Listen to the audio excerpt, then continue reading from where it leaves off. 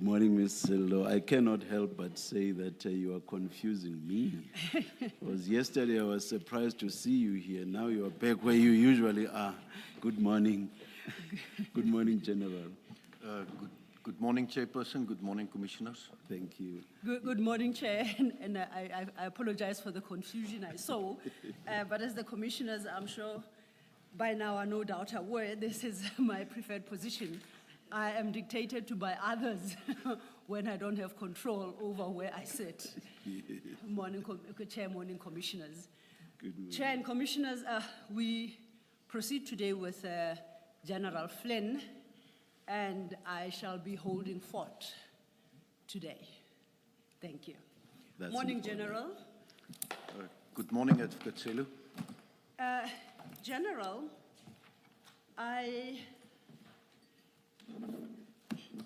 yesterday during your testimony, some issues arose, I think, from the commissioners, and I thought it appropriate to perhaps provide fuller clarity on the questions on the answers you had provided to the questions posed. So I suggest that before we deal with the remainder of your statement, we take a step back and we try and address the questions in full that arose. And thereafter, we will get back to your statement. Would that be appropriate? Indeed, Commissioners. Before we do so then, Commissioners, you recall that yesterday General Flynn had indicated that he would be preparing a supplementary statement. That statement has been prepared and your files have been duly updated. It is the last item in your current files.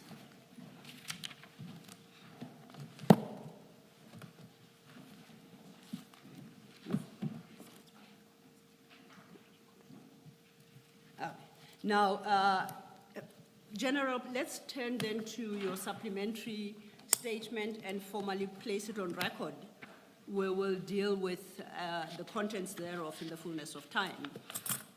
Please turn to the last item in your file.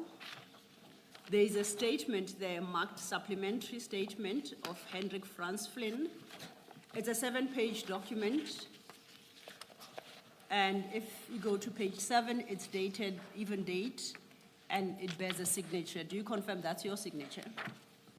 Indeed, Commissioners. And you confirm the correctness of this supplementary statement and you stand by its contents? That's correct, Commissioners. Thank you, General. Chair and Commissioners, if then it may be admitted, we will come back to the issue of the supplementary. For the moment, let's go back to your original statement, your first statement. And in this regard, I would like to draw your attention to, I suggest we first deal with paragraph 50. At paragraph 50, you point out that the FSL did not attend the scene.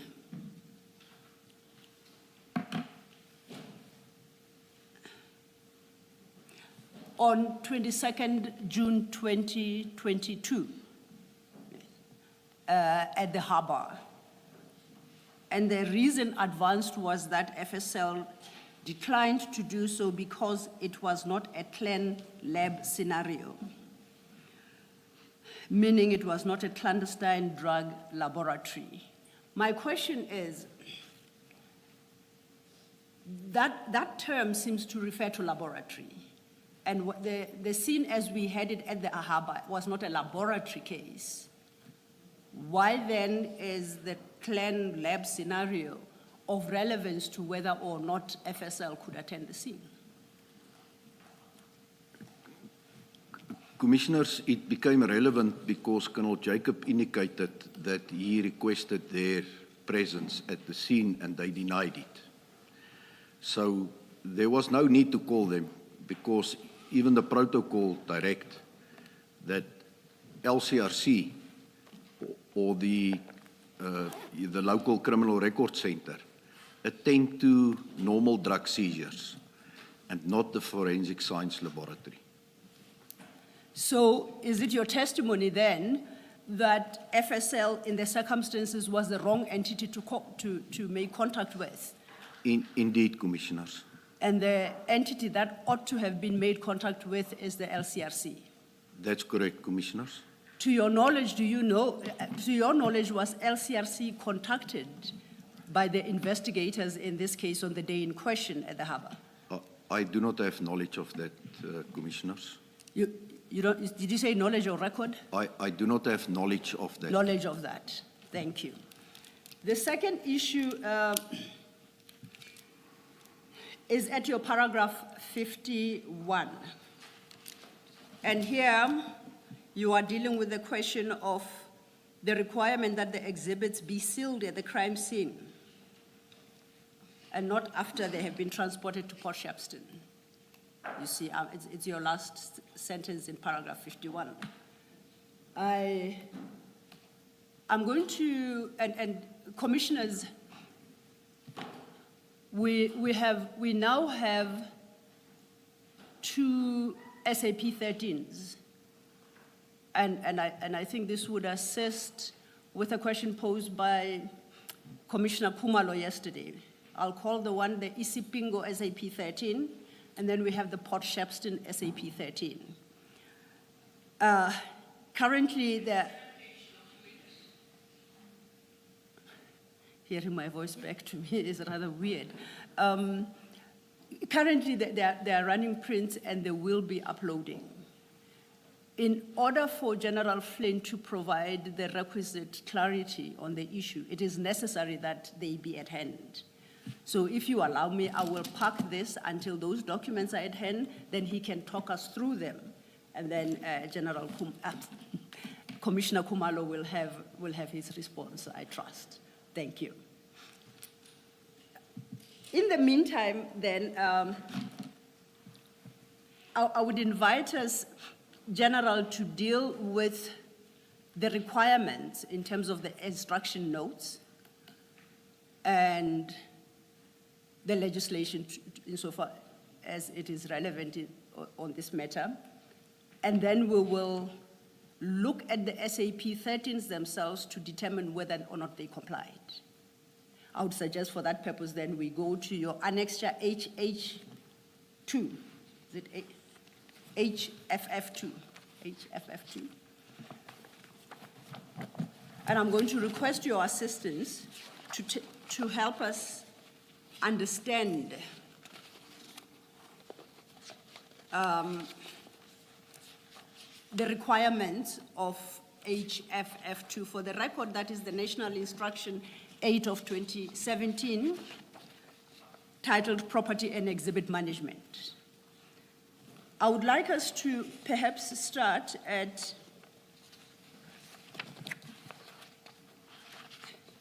page 73. I don't know how you normally refer to whether I'm at 4. Is that a part 4? Is that a clause 4? Is that item 4? How do you normally refer to it? So Paragraph 4. Paragraph 4, okay. Then let's start at your paragraph 4. Paragraph 4 speaks to or regulates the completion of SAP 13 registers when exhibits are handed in at the CSC.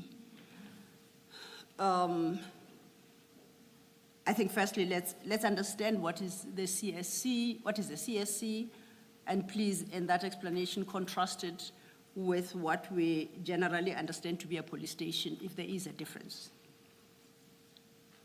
Commissioners, the CSC, as I explained yesterday, is the Community Service Center or the Charge Office. And that's the... I sometimes wonder why these names have been changed, because they serve to confuse us. And that's the heartbeat of the police station. That's where all the activities start, and that is where the register is kept to enter exhibits into. So it's part of the police station to answer Advocate Selu. Oh, okay. So it's part of the police station. So if I say the SAP 13 is found at a police station, that would be inclusive of a CSC. Indeed, Commissioners. And then paragraph 4, you said you call them paragraphs. Please read sub 4 into the record. For sub 4. Oh, sub 4. Yes. All property and exhibits seized must be entered in the SAP 13 register of the relevant police station where the crime was committed or where the property was found, and then transferred to the relevant unit and entered in the SAP 13 of the relevant unit. A couple of questions from me on that. How should we understand the requirement that all property and exhibits seized must be entered into the SAP 13 register of the relevant police station where the crime was committed? Does that mean each and every item must be registered? Does that mean a generic description of the exhibit must be given? How should the Commission interpret that requirement? Commissioners, it's expected of police officers entering exhibits into the SAP 13 to be specific and complete. It means that exhibit seal numbers must, for instance, be entered. If there's a serial number on exhibits, that needs to be entered. If it's cash that's being handed in, the serial numbers of the cash need to be entered. So it needs to be a very comprehensive and complete entry that's being made there. And if we then take it to the second, what I'll call the second SAP 13 register, which is the receiving police station, must the same exercise be undertaken? That is correct, Commissioners. That's when exhibits are transferred to another station. Okay. Now then, I would like us to go to paragraph 7, as you're helping us understand. Maybe before you do that, Ms. Silo, yes, just to clear this. General, where it says to the relevant unit, in this case, the relevant unit would have been the DPCI, in the case that we are dealing with. That is correct, Commissioner. Thank you. Thank you, Mr. Thank you, Commissioner Baloyi. To your response to Commissioner Baloyi's question, I would like you to flag it, because as we work through this document, we will have to revisit that answer for clarity, okay? But in the meantime, I would like us to then go to paragraph 7 at page 74.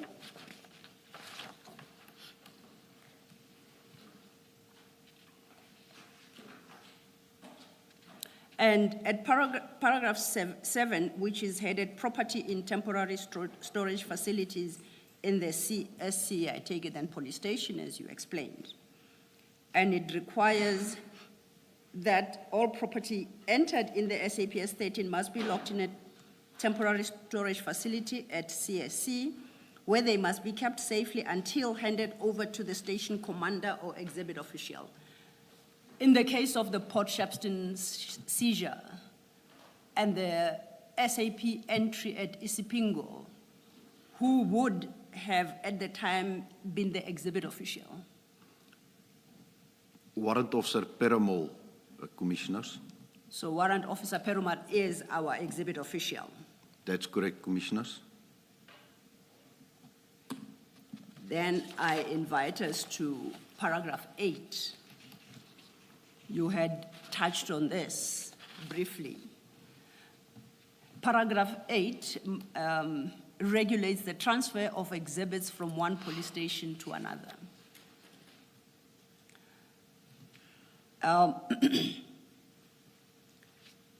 Part 1 or sub 1 of paragraph 8, it states that the transfer document SAP 13 sub G is completed by the sub 13 official in all instances where exhibits are transferred from one police station to another or between sub 13 stores. Would it be logical for us to expect to obtain an SAP 13 sub G from Isipingo police station in regard to the Port Shepstone seizure? That's correct, Commissioners, because it's a requirement. And part 2 deals with the completion of their transfer document. Is this a separate document from the SAP 13 book that is completed? Is it a standalone document, or is it part of the SAP 13, I'll call it a book, where various entries are made? What exactly is a transfer document? Commissioners, it is a separate document. It does not form part of the actual register where the exhibits are entered into. So, when we then turn to sub 3, sub 3, as I understand it, lists the information that must be provided in this separate document that is called a transfer document. Am I correct? That's correct, Commissioners. And at sub 5, a similar requirement, but this time for the receiving station. So sub 3 regulates the requirement for a transfer document by the transferring station. In our instance, in this particular case, that would be Isipingo police station. Am I correct? That's correct, Commissioners. Sub 5 regulates the requirements for a transfer document by the receiving station. Is that correct? That's correct, Commissioners. So, and basically the requirements are the same. Have you said you haven't seen a separate, this transfer document. Have you seen any document that provides the detail required in sub 3? And No. I'm not calling it a transfer document for a moment, but any document that has captured the requirements of sub 3A to I. No, I'm not aware of any such documents, Commissioners. And similarly then, am I correct to assume that you haven't seen in respect of a document contemplated in sub 5, A to H? That's correct, Commissioners. Are you able to express a view then as to the correctness of or compliance of the transfer of these exhibits from Isipingo to Port Shepstone? There was non-compliance, Commissioners. Can I try to understand this? In sub 5, what would be the receiving station on the facts of what we are dealing with? Commissioners, one of two, Port Shepstone Police Station or the DPCI SAP 13 in Port Shepstone. But was there a transfer to Port Shepstone Police Station? I believe we are coming to that, Commissioners, but indeed it went to Port Shepstone Police Station and not to the SAP 13 of the Serious Organized Crime Unit at Port Shepstone. Thank you. Thank you. Thank you, Commissioner. And perhaps while we are here, there is what is formally called the Port Shepstone Police Station. Is that correct? That's correct. There is a police station in Port Shepstone. That's correct, Commissioners. And that is different from the Port Shepstone DPCI offices. Is that not so? That's correct, Commissioners. Where what we know happened here is that the transfer, quote unquote, was from Isipingo Police Station to Port Shepstone offices. And that is where they were stored on the 22nd of June, 2022. Indeed, Commissioners. Then, if I could invite us then to overleaf at page 60 at paragraph 9. This deals with property dealt with by experts. And I'm interested in sub 1 of that paragraph. It reads, specialized units. Sorry, you send him back to 60, 76. 76, did I say 60? Yes, he was going back to 60. Oh, I do apologize. I guess I just saw the 6 and then added 76 for the record, 76. Just a very brief observation. 8.5, is there no need for the description of the exhibits? I see no reference to that there. Of course, you can't change the form, but I'm just asking out of interest.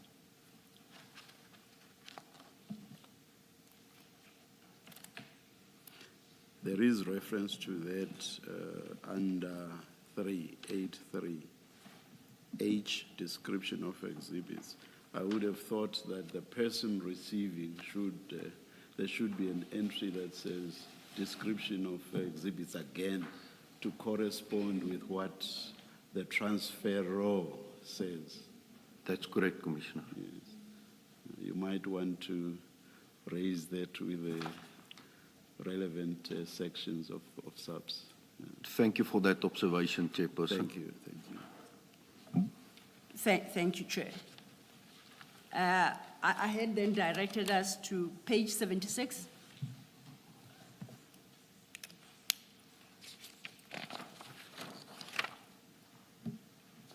And we are dealing with paragraph 9. The first subparagraph, sub 1. And it reads, specialized units resorting under the Directorate of Priority Crime Investigations, DPCI, and the Division Forensic Services may, with the consent of the Divisional Commissioner or Head, DPCI, keep separate SAP 13 registers to record exhibits. Do you see where I'm reading? That's correct, Commissioners.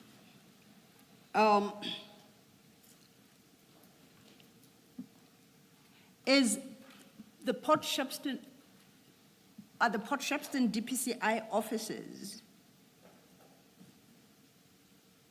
an entity contemplated in sub 1? Or is that something completely different? Commissioners, that will only be an approved SAP 13 if it was approved by the national head of the DPCI. I do not have knowledge on sorry, whether... Before you go further, I'm trying to understand, before we get to the question of the SAP 13, this subparagraph speaks of specialized units resorting under the Directorate of Priority Crime Investigations, DPCI, and the Division Forensic Services. Now, my question is, Port Shepstone office, DPCI offices, are they the specialized service units that are referred to in this subparagraph? Indeed, Commissioners. And then taking it further, that subparagraph tells us that then the DPCI offices in Port Shepstone may keep a separate SAP register, 13 register, to record exhibits with the consent of the divisional head, the divisional commissioner or divisional head, DPCI. The divisional head would, in trying to understand the ranking, would that be the position, who's the divisional commissioner? Perhaps let me ask that.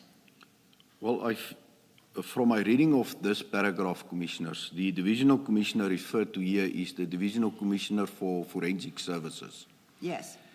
And then on the part of the DPCI, it is the national head of the DPCI that can approve such a SAP 13 facility or register to be kept. So in the absence of an approval such as contemplated in sub 1, Port Shepstone DPCI offices cannot retain a sub 13 register. That's correct. That's correct, Commissioners. To your knowledge, have the offices, and that's the Port Shepstone offices, ever been approved to retain such a register? I do not have knowledge of that, Commissioners. Now, you recall that Commissioner Khumalo asked you, I'll take a step back to page 75, about the receiving station. And your response, or I think it was Commissioner Baloyi, your response was that would have been Port Shepstone Police Station. Now we know that the seized cargo was taken to Port Shepstone office, DPCI offices. You inform the commissioners that you are not aware of the offices having been cleared or approved to retain an SAP 13 register. If that's where they went, why then do you conclude that the receiving station in this instance, as in paragraph 8, sub 5, was Port Shepstone Police Station? These are two separate places. Commissioners, go ahead. after the exhibits was booked in and booked out at Isipingo on the 22nd of June 2021, the officers took the exhibits to the Serious Organized Crime Unit Port Shepstone, stored it there in the walk-in safe. And then only on a later date, on the 24th of June, the exhibits were entered into the SAP 13 at Port Shepstone SAPS, whilst it was still, until the burglary and theft, in the walk-in safe in Port Shepstone Organised Crime Unit.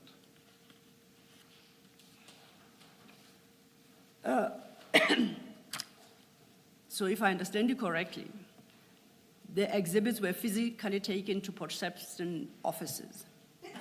2 days later, they were entered into the Port Shepstone Police Station SAP 13. Am I understanding you correctly? That's correct, Commissioners.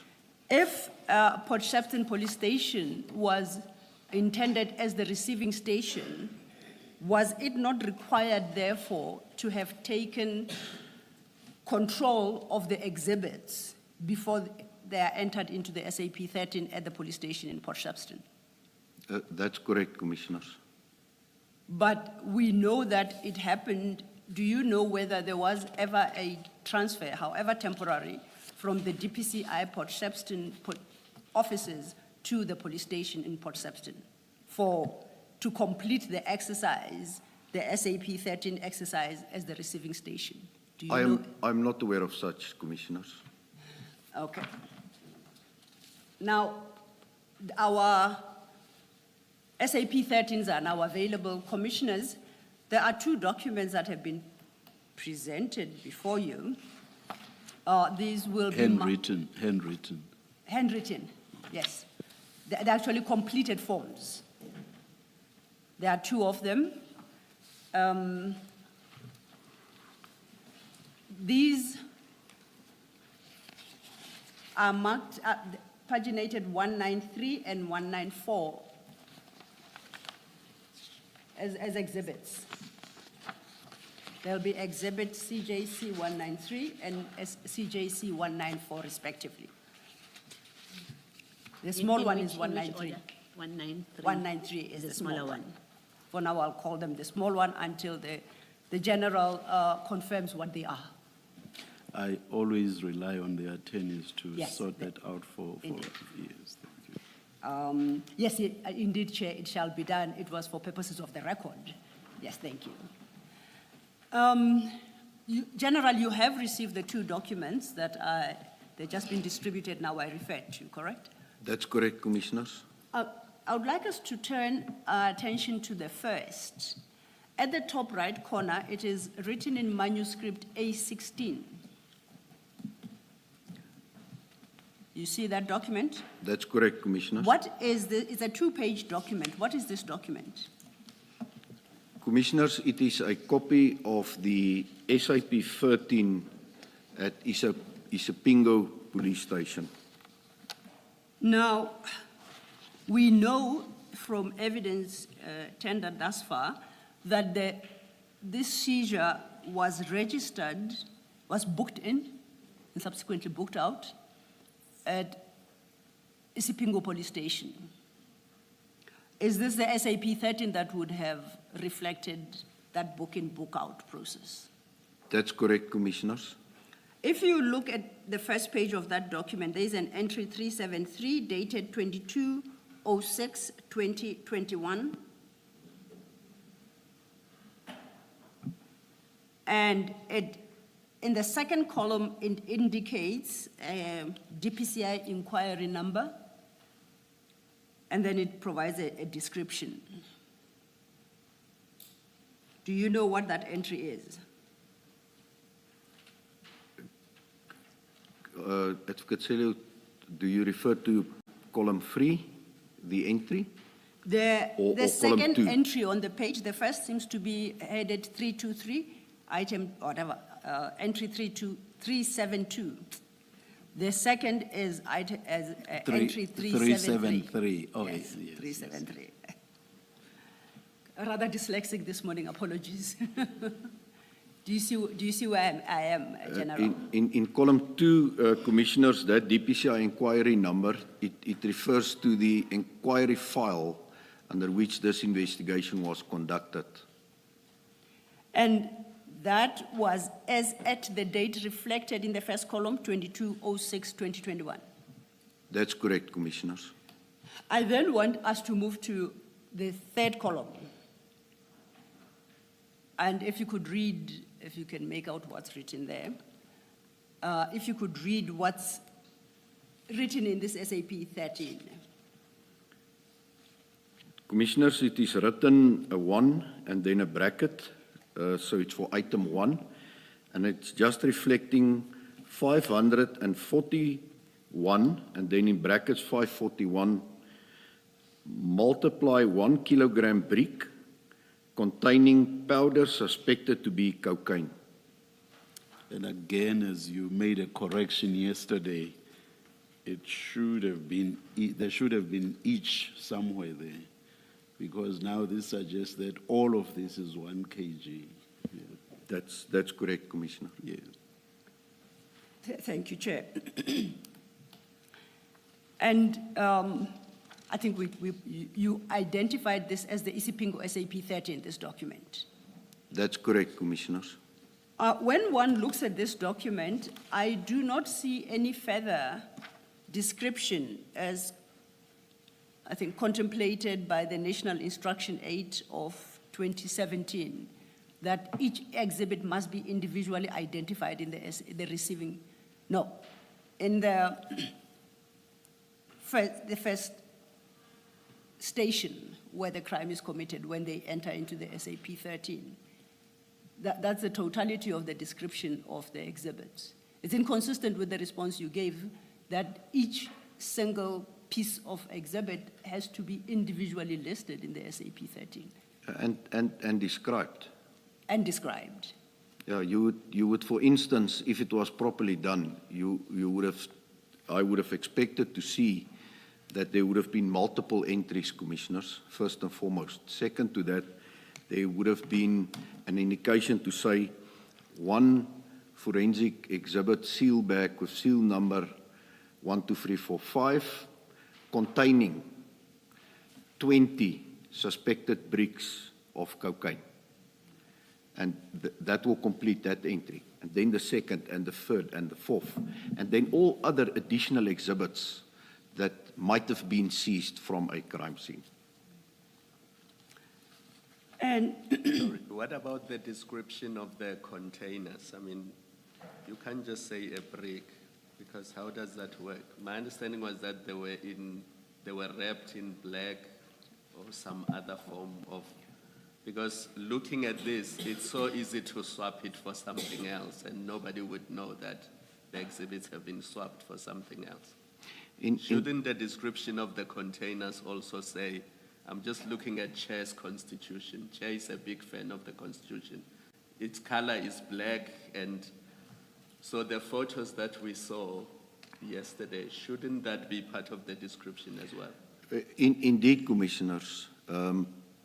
That's why I say all other exhibits seized from the crime scene. And these are exhibits, the wrappings, the bags in which it was, the additional wrapping around that bags with the carry handles.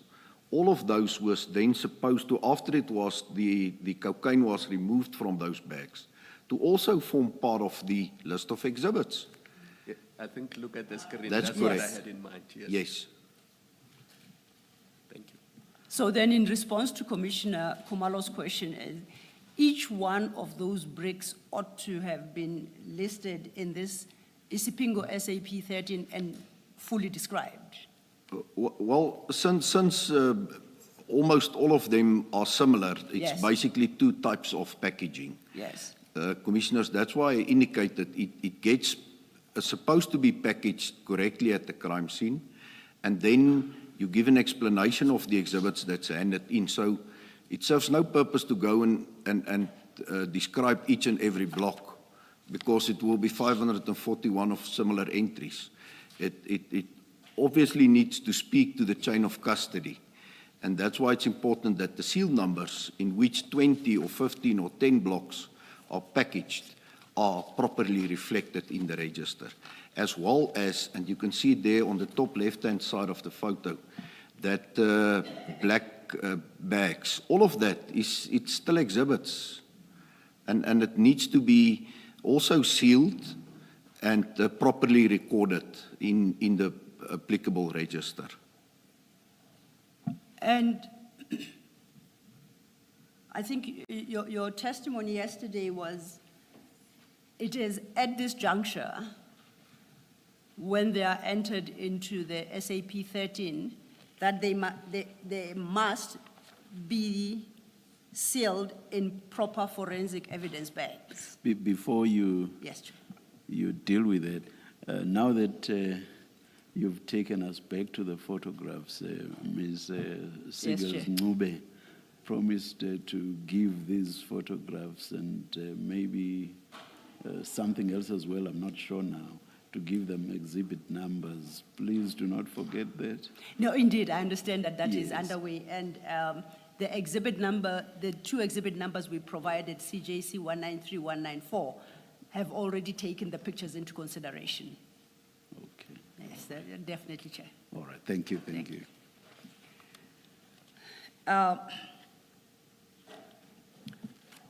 Okay, I'd say, my General, yesterday I understood you to have testified that at the crime scene, the exhibits must be, and at the bookings police station, they must be entered into the SAP 13 register and placed at the same time in proper evidence bags, sealed and duly marked. Did I understand you correctly?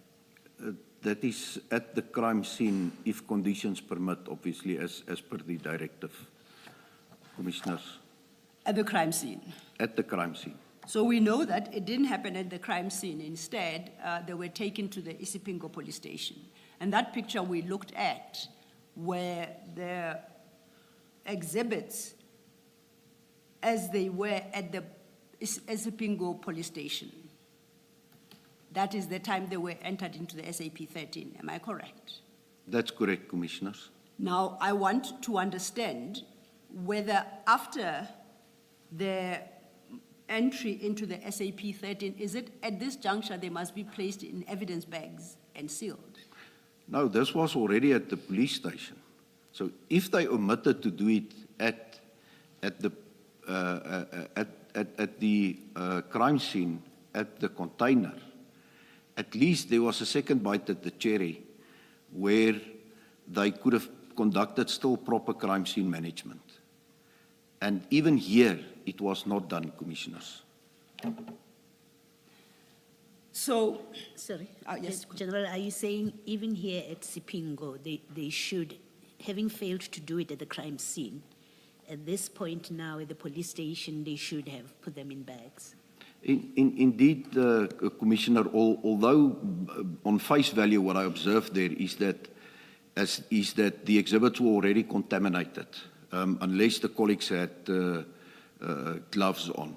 But it could still have been photographed properly by LCRC, as well as properly sealed in exhibit seal bags. And the exhibits could have been properly reflected in the SAP 13 register. There was no need to just take the exhibits as it was in that state from Isipingo to Port Shepstone, because anything can happen along the way. Some of the exhibits can go missing. And the chain of custody is really not at the required standard where we expect detectives to function at. Thank you, General. So at least we know from, and if the crime scene had been properly handled, then the exhibits in their respective evidence bags, sealed, duly sealed and marked, would have then been entered into the SAP 13 at Isipingo. Indeed, Commissioners. And now we know it didn't happen here, at least if this SAP 13 is to be believed. That's correct, Commissioners. Then on the same document, if you go over leaf, there are some entries made there.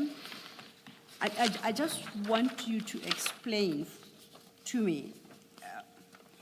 I read the first column under 4 as the member who booked these exhibits at Isipingo and references the CHC container at 14 Avenue East. That's the Durban Harbour, correct? That's correct, Commissioners. And it is duly signed for. What I'm interested in is the 5th column, the entry in the 5th column. You recall we're having a conversation on regarding the book-in, book-out process. That requires a registration in the first police station, SAP 13, and immediately booked out to another police station where an SAP 13 would be completed. I'm correct? That is the general process. That's correct, Commissioners. And now we have dealt with the issue of the transfer documents to take account of that movement from the one police station to another police station. Am I correct? That's correct, Commissioners. Now, yesterday you referenced book in, book out.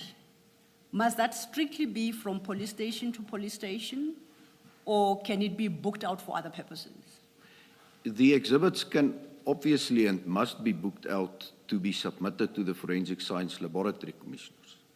So that is also a legitimate reason. Okay.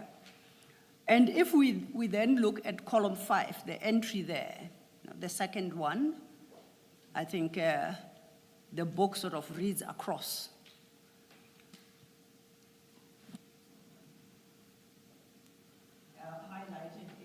Highlighted in green and yellow. That is the continuation of the entry regarding these exhibits, you confirm? That's correct, Commissioner. Now, if I am reading this properly at column 5, it reads, items taken for analysis and given the date 2021-06-2022.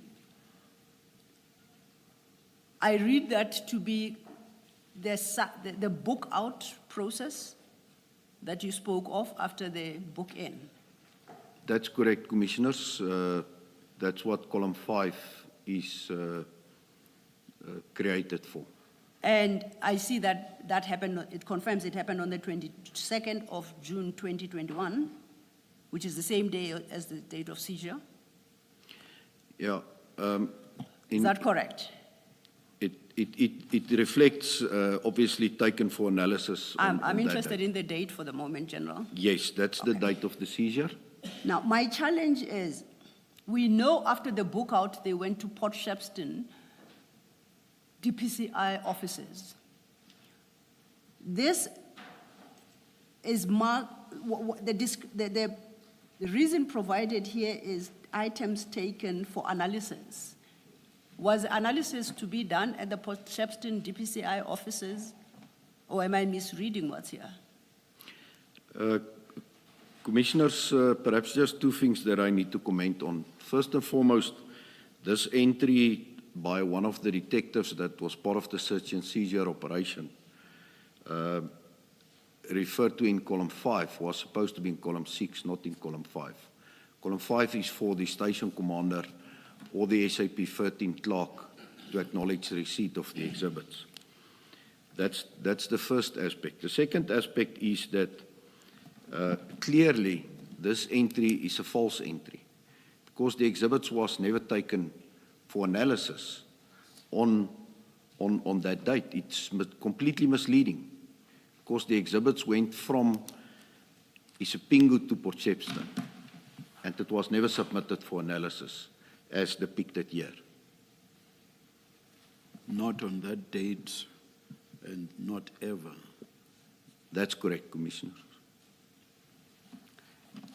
Thank you, General. Let's then turn to the second document that was distributed today. That will be CJC 194 for the record. If you could briefly inform the commissioners what this document is. Commissioners, the second document on the top right-hand corner reflects as A3 is a copy of the SAP 13 register of Port Shepstone SAPS, the police station. And I think earlier you had indicated, and I think that the document bears you out, that these entries were made 2 days after the seizure and after the cargo had been locked up at the Port Shepstone offices. Did I understand you correctly? That's correct, Commissioners. According to the document, column 1, it's reflected there 2021-06-24, and the reference number at Port Shepstone was 883 for that specific calendar year. Now, who would bear responsibility for these entries in this document?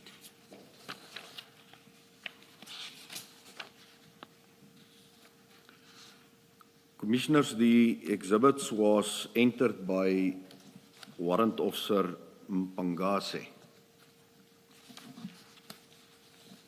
But if I understood it, Warrant Officer Mpangase is one of the investigating officers.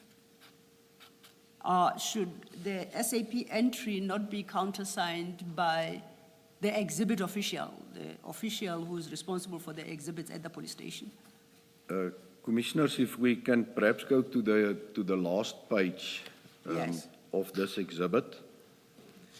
In column 4 under paragraph 4.5, it indicates the signature of Community Service Center member who receives exhibits or the property.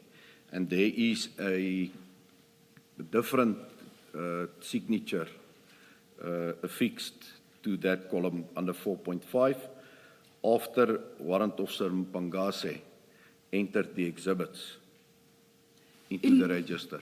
Indeed. So I'm saying it is that signature, whoever it belongs to, is that person who then becomes the exhibit official and is responsible for these exhibits from that point. That's correct, Commissioners, but here we have to also take into consideration, again, paragraph 6.1, where Warrant Officer Mpangase, again on the 24th, booked out the exhibits. Apologies, General, you are ahead of us. We will get to that point. Okay. You recall that we dealt with, in terms of the instruction notes, the transferring station and the receiving station requirements and the transfer documents. Now, you explained that when they are registered in the receiving police station, that police station takes responsibility for the exhibits, and they are entered into that police station's SAP 13. And this is what this document purports to be the Port Shepstone Police Station SAP 13. Am I correct? That's correct, Commissioners. And my question, therefore, is if the commissioners were to go to Port Shepstone Police Station to establish who was the official responsible for receiving these exhibits, there has to be somebody identifiable to say, I received them and I signed the SAP 13 form. Am I correct? Is my understanding? That's correct. That's how it's supposed to be working. Now, from the document before us, are we able to determine who the receiving official at the Port Shepstone police station was? I cannot identify it from this document, Commissioners. And as you rightly say, at the end of that document, just under 4.5, is a signature with no name, no, is it a personal, member number, no date? No rank. No rank. Do you have any comments to what we are confronted with? Well, Commissioners, from a reading of the document, it's clear that this was just an entry into the register at this police station to have a reference number for the exhibits that's been kept at Port Shepstone.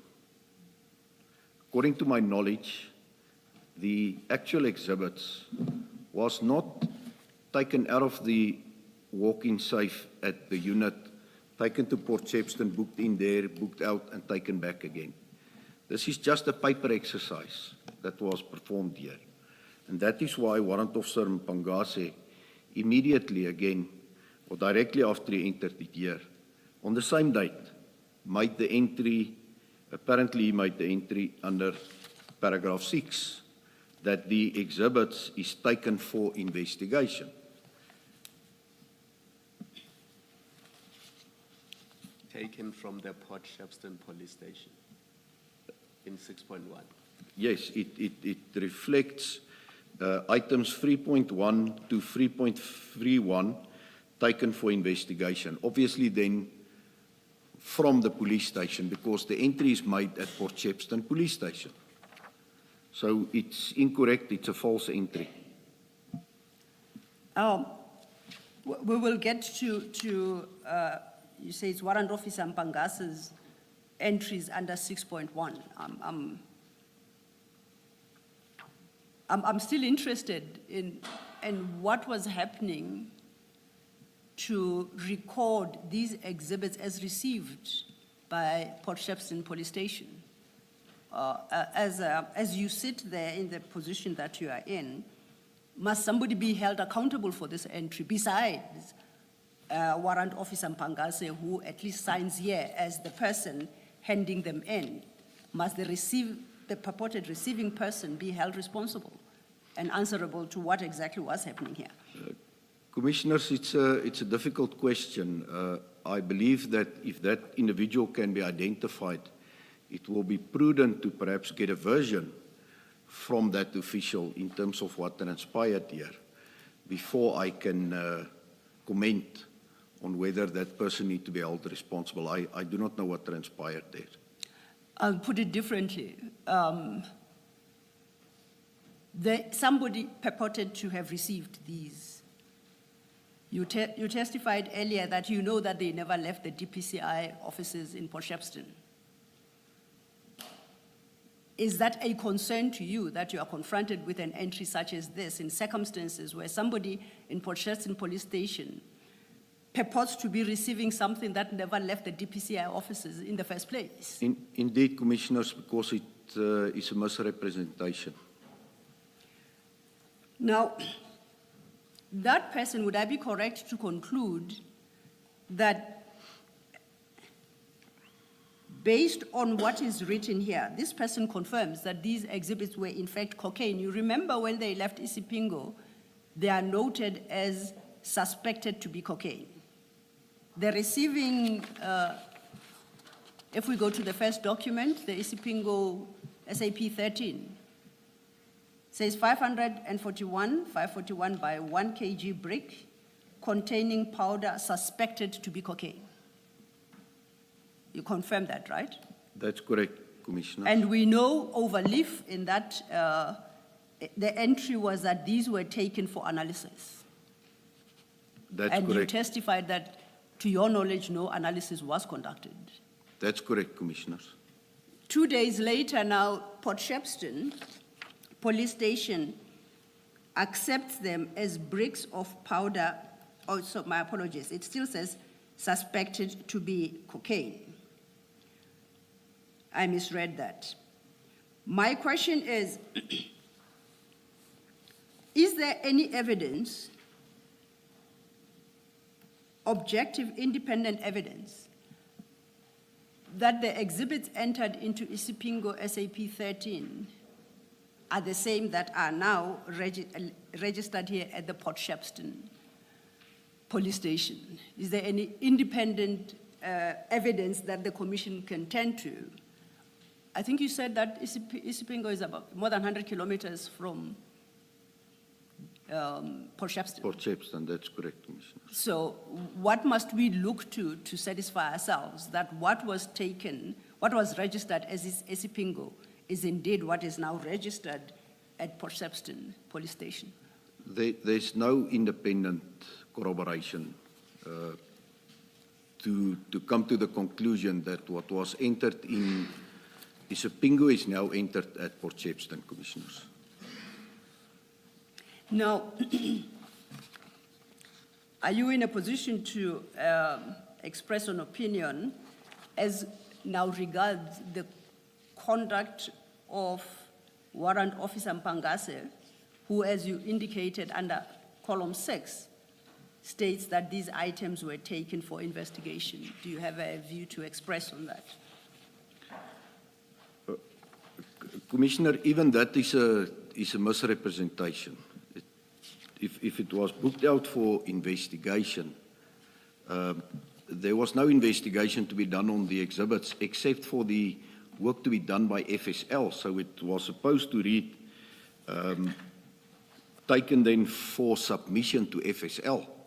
That's what I would have suspected, not for investigation, because as a detective at organized crime, the warrant unfortunately cannot determine whether it's cocaine or not. So that's a misrepresentation. I'm sure you meant expected and not suspected. Expected. Yes. Thank you, Commissioner. Thank you, General. In both documents, the two SAP 13s, the exhibits are said to relate to DPCI Inquiry 28/06/2021. I think yesterday you touched on, an inquiry number versus a CAS number. And if I understood you correctly, for all intents and purposes, they're about the same. It's a registered inquiry. That's correct, Commissioners. And this inquiry is registered at the DPCI, by the DPCI. That's correct, Commissioners. I would take it then once registered and investigations start, investigations start, a file is created. I won't call it a docket, being an inquiry. A file is created that is then populated with whatever the investigations are able to yield. Is that a correct assumption on my part? Yeah, that's correct, Commissioners. What basically happens is that the inquiry gets registered. Then the person that opened it will obviously affix either a statement or a document to the A part of the inquiry, make an entry into the SAP-5, which is the investigation diary, in the C clip of the inquiry, and then submit that inquiry immediately to an officer for and we refer to it as a 24-hour inspection, and then the inquiry is booked out to an investigating officer. And from the same documents, they are all in manuscript headed Port Shepstone CAS 129/11/2021.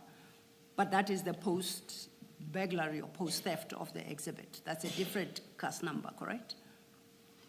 Yes, that is all the evidence that was gathered subsequent to the burglary and theft that's contained in the Port Shepstone docket, Commissioners. I ask this because we haven't come across a file containing any documentation of the type you describe, or speaking to progress of investigations under that inquiry, Do you have a copy of that file? And this is prior to the theft of the drugs at Port Shepstone DPCI offices? The investigating officer is having the original inquiry that was registered, Commissioners. To your knowledge, are there any documents in that inquiry file predating the day of the theft? Commissioners, To your recollection, if you can comment. I do not have detail of what was contained in the inquiry file. Okay. And you say the investigating officer would be able to shed light on that? Indeed, Commissioners. I'm happy to leave it at that.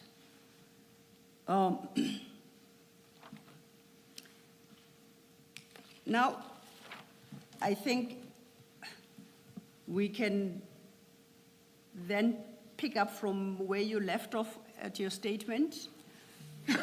Maybe before. Yes, Commissioner. General, this CJC 194, just to understand it, at the very last page, the entry there, it's the very last column on the extreme right. I think at the top it says page 56, if you're where I am. That's correct, Commissioner. I observe it. So you've got that 6.1 entry there by Warrant Officer Bangase, and then it says items 3.1 rather, to 3.31 taken for investigation. Am I correct to understand it to mean that he conveys that he took the whole consignment out for investigation? Is that a correct understanding? You are correct, Commissioner. If you, for instance, look at the previous pages, the list of exhibits booked in by Warrant Officer Mpangase was from 3.1 until 320. Just see the pages up to 351. Yes. Okay, so he's it means representing that he took everything. Everything, for that's investigation. correct, Commissioner. All right. And then still in that column, but the typewriting above where you've got those paragraph numbers, 6.4 above where you've got the typing, it says signature of deliverer. Now, if you look at the handwritten 6.4, it's a scribble, and I think Ms. Silo was saying we can't tell who that is. Who is a receiver where it says signature of deliverer? What is contemplated there?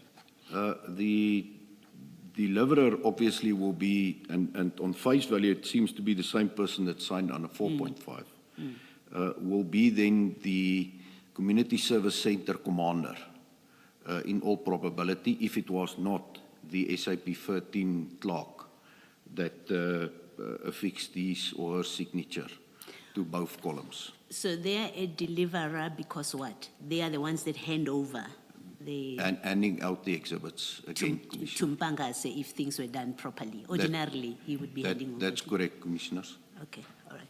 And then lastly, in CJC 193, the smaller exhibit, the second page, and you touched on this, where Warrant Officer Mpangase gives the reason why the items are being taken out of Isipingo, and he says items taken for analysis. Is it a correct understanding for me to understand this to mean these, as far as this is concerned, this document, these exhibits remained under the control of Isipingo? They were just taken out for analysis? No. They were not being transferred to another police station? No, it does not remain under the custodianship or command of the Isipingo station commander. Mpangase assumed full responsibility for the exhibits when he booked it out. Okay, maybe let me ask it differently. So let's say, forget that we have 194 CJC, forget about it. Imagine it's not there. and all I have is this 193. And I look there where it says item taken for analysis. It gives me Mpangase and his force number. Should I expect that if I go to Isipingo, if this is all I'm dealing with, if I go to Isipingo, I should find these exhibits there? Because he says they've been taken out for analysis, or does it mean taken out for analysis ordinarily would even include transferring them to a different station? Commissioner, it can only mean what he has said here. It's taken for analysis. So it's not supposed to be at Isipingo station further. The only place it can be will be at the different police station, but in terms of this entry, it's supposed to be at the Forensic Science Laboratory. Yes. And at no other place. Okay, thank you. Ms. Silo, I want to ask a question, and please feel free to stop me if you're still coming to it, because I may be getting ahead of myself. Thank you. General, shouldn't there be another document akin to CJC's 193 and 194 reflecting the arrival of these exhibits at the Port Shepstone DPCI offices and their storage there? Shouldn't there be a document that accounts for that process? Commissioner, in the normal way of going about investigations, obviously there will be contemporaneous notes and statements filed to that effect. But here it's clear that there was no SAP 13 register at the unit in Port Shepstone, and that's why, in order to obtain a reference number for the exhibits, that's why it was just booked in the paper exercise at Port Shepstone Police Station. But then how do we know that 551 bags actually arrived at the DPCI offices in Port Shepstone if there's no document recording the arrival of those exhibits in the form described in 193 to say it was 541 1 kg bricks containing powder that looks like cocaine? So how do we know that these bricks ever made their way to the warehouse or the office in Port Shepstone if there's no document that records that? That's indeed true, and it is a shortcoming, Commissioner, that you are identifying. But there are witness statements to that effect in the case docket, and I would prefer not to elaborate more on that specific aspect at this point, please. Thank you. Thank you, Mr. Thank you, Commissioner. But I think if I understand the question correctly myself, maybe I just might be confusing. The question is slightly different. I understand, and we are aware of the statements that are in the docket. What I understood, Commissioner Kumalo, to try and establish from you is we have the SAP 13 from Isipingo. That's a formal objective document that survives anyone's death, so to speak, right? We have the second, which is the SAP Port Shepstone police station document. Without having to resort to statements obtained under certain circumstances, is there a document, a objective separate from everything else and not a statement obtained under, let's say, during investigations after the theft? Is there a Port Shepstone DPCI officer's document that reflects that on this day, at this time, these exhibits were received? I am not aware of such, Commissioners. Thank you. Thank you, Commissioner. I want to, yes, Commissioner. And that seems to be what paragraph 9.1 contemplates, that there would have been an SAP 13 register of the DPCI, which would then have recorded these exhibits. That is how it was supposed to work, yes. Commissioner. Thank Indeed, you. Your understanding is correct, Commissioner Baloy. Thank you. Thanks, Mr. Thank you, Commissioner Baloy. You recall when we were dealing with CJC 194, there says the Port Shepstone Police Station, SAP 13. I had started to make a particular comment, and I corrected myself and I said I misread the document. And that was in relation to the description of the exhibits. The first entry at 3.1 states that it's one FSL exhibit bag and gives a number containing 20 bricks of powder suspected to be cocaine. We dealt with that. I then corrected myself that Port Shepstone Police Station doesn't deal with the exhibits as definitely cocaine, but maintains the position assumed by Isipingo as well that it's powder suspected to be cocaine. On closer reflection, when I look at 3.2, it says 20 bricks, I don't know, of some word cocaine sealed in exhibit. Because I don't know what is the word that precedes cocaine, I'll prefer, or drugs. That then, if you look at 3.2 following, every other entry is described as drug cocaine. It's no longer, what do I make of this? Only the first batch at 3.1 is suspected to be cocaine, and the rest are definitely cocaine? Or must I read this document to mean that notwithstanding the wording of 3.2 to 3.31, they are still all suspected to be cocaine? As a police officer, how would you advise we properly read it? Commissioners, the entry reflected in 3.1 is indeed spot on. That is how it's supposed to be. Because according to my knowledge, there was no presumptive test conducted at the crime scene or at Isipingo Police Station to indeed confirm that it was cocaine. So 3.1 is correct. From 3.2 onwards, if all speak about cocaine, that will be inaccurate. Thank you. Okay, I'd invited us then to go back to your statement, your original statement. And I think, based on where you concluded yesterday,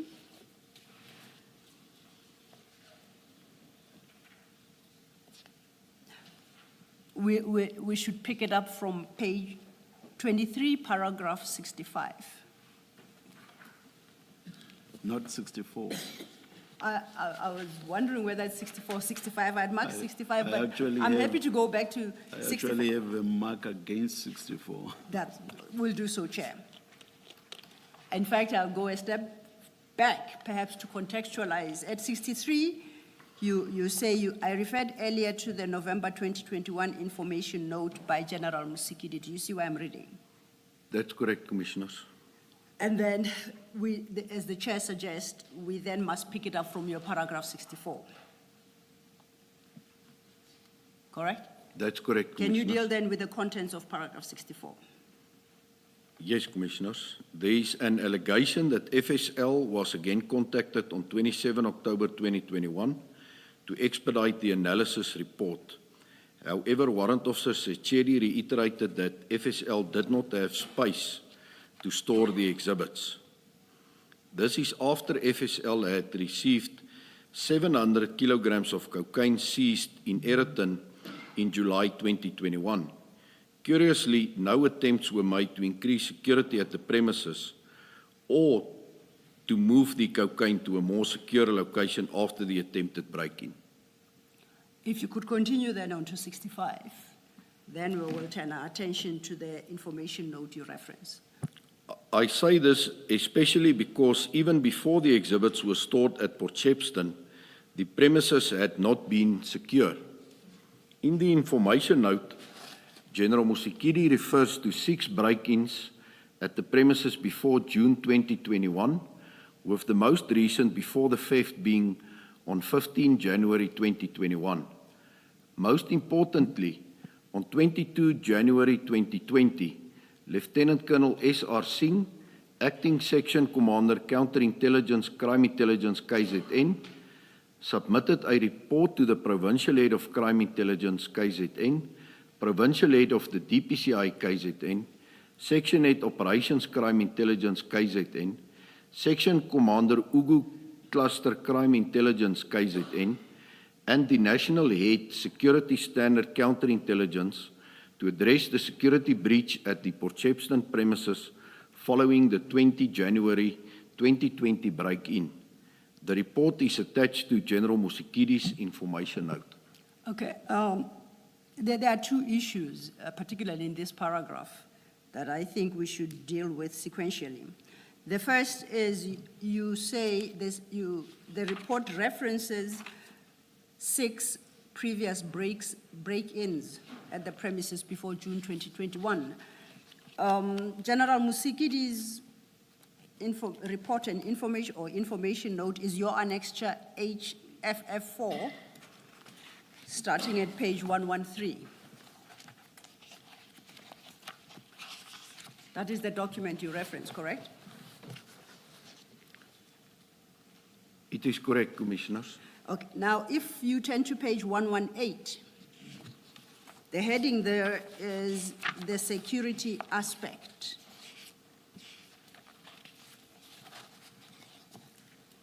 And are these the break-ins you referred to at your paragraph 65? That's correct, Commissioners. I don't know if, because I've been particularly dyslexic this morning, whether I have it wrong. I count, excluding the last, which is the actual break-in at Port Shepstone in November 2021, resulting in the theft of the drugs, I count 7 previous. You reference 6. Who is dyslexic this time, General, between you and I? But most important, are these the same break-ins you referred to at paragraph 65? Commissioners, indeed, it's the same break-ins, and I accept responsibility for that error.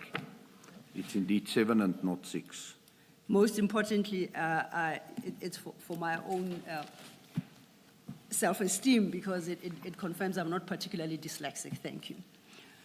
So you say that would make it 7, according to that table, 7 break-ins at the Port Shepstone DPCI offices, or from December 2011 to October 2021. And once again, I'm discounting the last entry.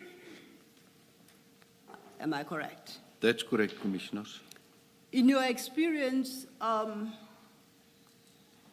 how secure would you consider premises that have been broken into that many times over a 10-year period? I can make a call. I don't know if this is highly insecure, medium, or low. What comment would you give to that? Commissioners, I'm of the view that it's almost not secured. It just shows us that here's a lot of opportunities for prospective housebreakers or burglars to gain access to this premises. So the security measures at that office obviously was not at the required standard. And in the same paragraph 65, you then deal with the communication by Lieutenant Colonel S.R. Singh. This is referred to at paragraph 4.2 of General Musikidi's report that we're considering, but I think best we go to the actual letter by Lieutenant Colonel Singh, and that you'll find still under the same annexure number HFF4 at page 121. Do you see that? That's correct, Commissioners. Now, this is directed to 5 heads of various units. I'm particularly interested in the second addressee, the provincial head, Directorate for Priority Crimes Investigations, KwaZulu-Natal. Do you see where I'm reading? That's correct, Commissioners. If you go over leaflet 122, at the bottom, you will see that this document is signed by Lieutenant Colonel Singh and it's dated 2020, January 2022. Do you see?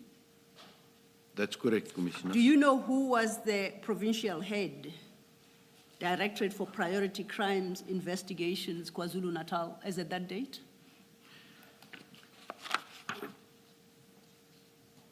Commissioners, if my memory serves me correct, by then there was not a person appointed as the provincial head, so one of the brigadiers within the province would have been acting.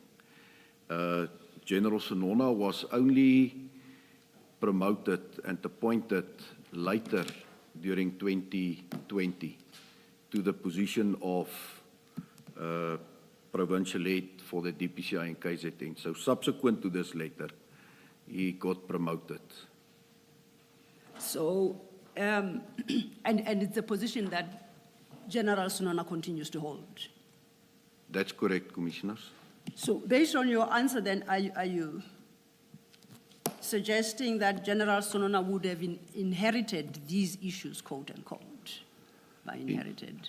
Indeed, Commissioners. Let's then look into the content of this letter. And in particular, I would like us to have regard to paragraphs 1, 3, and 4 for the moment. Can you read those into the record, please? That's on page 121. 121, Evidence and we are reading Lieutenant Colonel Singh's letter. Paragraph 1, on 2020-0120, a breach in security at the above-mentioned offices was reported via email to this office as per attached correspondence from Captain L. van Niekerk of the Provincial DPCI SEM, and that stands for Supply Chain Management Head. The officers were visited by Captain L. van Niekerk on 2020-0120 in order to conduct a site inspection of the breach. On page 122, Yes, please. a case was opened at Port Shepstone SAPS via case 268 of 1/2020. And then paragraph 4, a general inspection conducted by this office previously of the premises revealed the following in terms of MIS. Now, MIS stands for Minimum Information Security Standards. Security measures. No CCTV cameras are installed in and around the premises. There is no early warning alarm systems in place within the office space, more specifically in offices located on the ground floor. And then the third bullet is no beam sensors located exterior to the office accommodation. Thank you. Now, you recall when we started with this document, you indicated that General Sonona is the current provincial head of the DPCI in KZN, but to your knowledge and recollection, he was not holding that position as at the date of issue of this letter. That's correct, Commissioners. Do you happen to know who was the provincial commander of the DPCI in Port Shepstone at the time? The provincial commander for serious organized crime in the province based in Durban was and still is Brigadier Yusuf. The unit commander or the acting unit commander by then, 2020, I'm not certain of who that individual would have been, Yes. who was the commander at Port Shepstone. Then if I perhaps can ask you to perhaps run ahead to page 124 of the same annexure. This now, for the record, is the report by General Sonona, annexed to General Musikidi's information note, and the document itself is dated 9th November 2021. I want to refer you to page 124, paragraph 1.4 of General Sonona's report, and I wonder if you can help clarify something for me. Are you at 1.4? Yes, I am, Commissioner. Just for context, this document is about the seizure and storage and subsequent theft of the very drugs we're having conversation about. At 1.4, the last sentence reads thus, okay, the penultimate sentence. A request was made to arrange a suitable storage location. Do you see where I'm reading? This is after they've been at Isipingo. Do you see where I'm reading? It continues, the provincial commander indicated that the DPCI Port Shepstone SOCI unit premises be utilized to store said exhibits. The location has been used to store drug exhibits previously as it has 2 strong rooms. My first question is, do you know who was the provincial commander at this time? It was still Brigadier Yusuf, Commissioners. So would it then be correct to say the decision to store at the DPCI offices, Port Shepstone, was based on, is it Brigadier Yusuf? Brigadier Yusuf's advice? That's correct, Commissioners. Okay. Then I would like to invite your comment. In the context of what Lieutenant Colonel Singh has said about the shortcomings in security measures of the premises, the absence of CCTV cameras, absence of warning system alarms, no beam sensors, I would like to invite your comment on the conclusion at paragraph 124, that this location has been used to store drug exhibits previously as it has 2 strong rooms. What does the fact that it has strong rooms, what impact does that have on the security arrangements that were in place at the time, as expressed by Lieutenant Colonel Singh in his letter? Well, Commissioners, the mere fact that it's a strong room is no guarantee that the crime cannot be committed, for instance, a burglary as it happened here.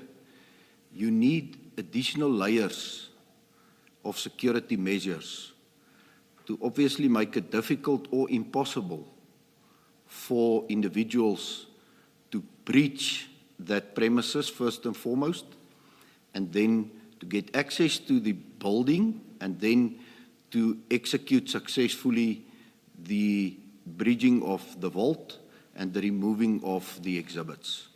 So additional security measures is critical. If that's not in place, I'm of the view that it's extremely reckless and irresponsible to place exhibits in such a strong room or a vault.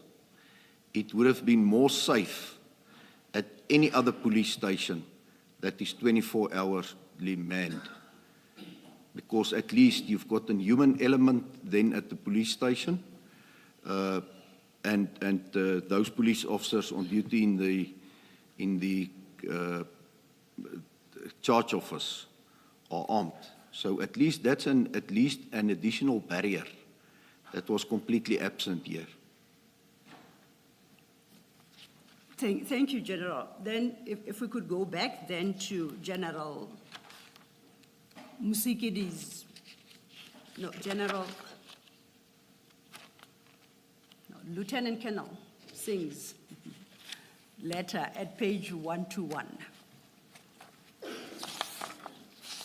He concludes that letter with certain comments, and they sound more like recommendations regarding being heard to the wording. He concludes, under comments, it is hereby recommended. Do you see where I'm reading? That's correct, Commissioner. Could you please read those recommendations into the record? It is hereby recommended that the above-mentioned office initiate processes in order to remedy the contributing factors that led to the physical security breach, which is, first bullet, installation of perimeter beam sensors around the ground floor of the office accommodation. Bullet 2, interior office accommodation infrared sensors. Bullet 3, engagement with the contracted armed response company to ensure efficient service in terms of timeliest visits to the site. And then the fourth bullet, the upgrading and repairs of the perimeter lighting. Lighting. Thank you. Do you know whether any of these recommendations were carried out? I do not have knowledge of such, Commissioners.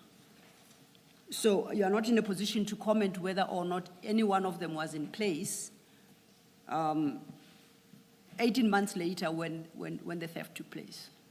That's correct, Commissioners. Okay. Chair and Commissioners, I see it's 11. Might this be inappropriate? Let us adjourn and resume at 11:25. Thank you, Chair.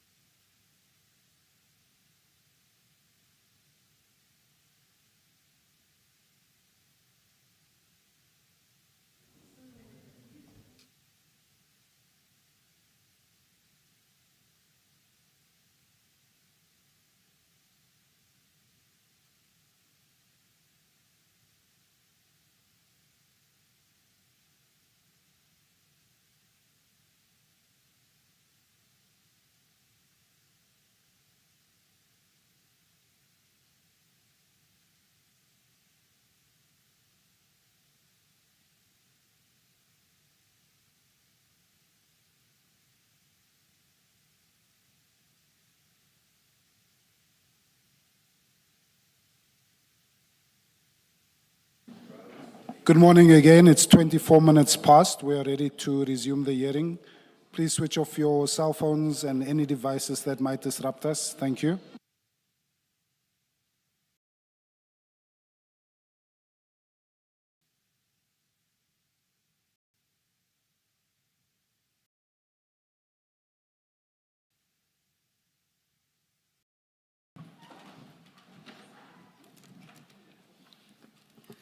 Yes, Ms. Silva.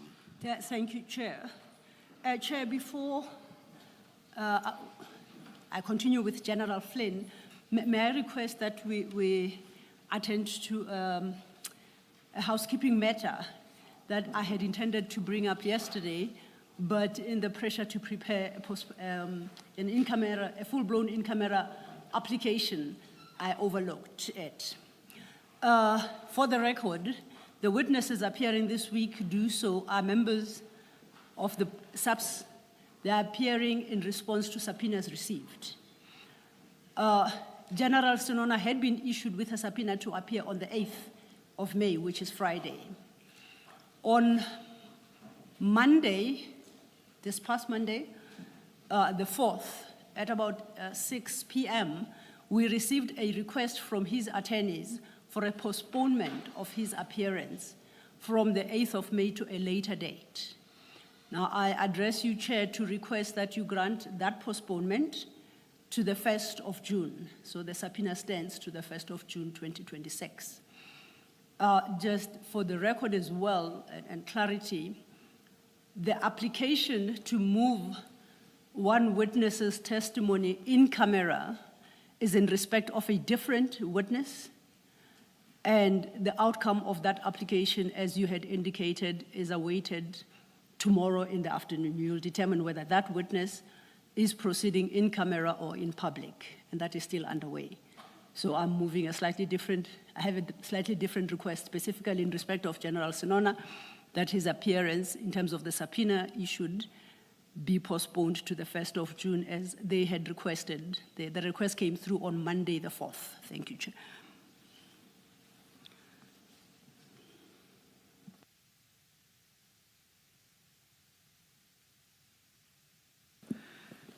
And sufficient reasons given by General Sinona's attorneys for the request? On your assessment? On my assessment. Well, I wouldn't say all the reasons advanced are cogent, but one of the issues he raises is that since his suspension, he doesn't have sufficient access to his, computers and records held at the office, and he would require more time to attend to that. And I think perhaps that alone may be a sufficient ground to grant him the extension. He raises other issues in his request for a postponement, and he references his ongoing labor matter with the SAPS. And I think he says he's scheduled for an appearance on the 7th of May. So I would suggest that on the basis of those two reasons, there are other reasons advanced, of course, but I think those two reasons would be sufficient to argue for a postponement, Chair. Thank you. And if I may say, I would believe that if he is postponed to the 1st of June 2026, that would be shy of 4 weeks, and that is a fair postponement. The hearing of General Sinona's evidence is postponed to 1 June 2026 at 9:30 a.m. Most appreciated, and we shall communicate with him formally and so inform him, Chair. And perhaps it's best to issue a subpoena, seeing that, or extend the same one. You'll look into the practicalities. Yes, yeah, and I'm suggesting that because the general is not here, yes, for us to direct him in his presence. We still have to respond to the formal request made on Monday. So in the process of doing that, we will bring the chair's order to his attention, and we will determine whether it is necessary to reissue now a subpoena for the 1st of June or to extend the current subpoena to the 1st of June. We will look into those matters. Thank you, Ms. Sello. Thank you, Chair. Thank you.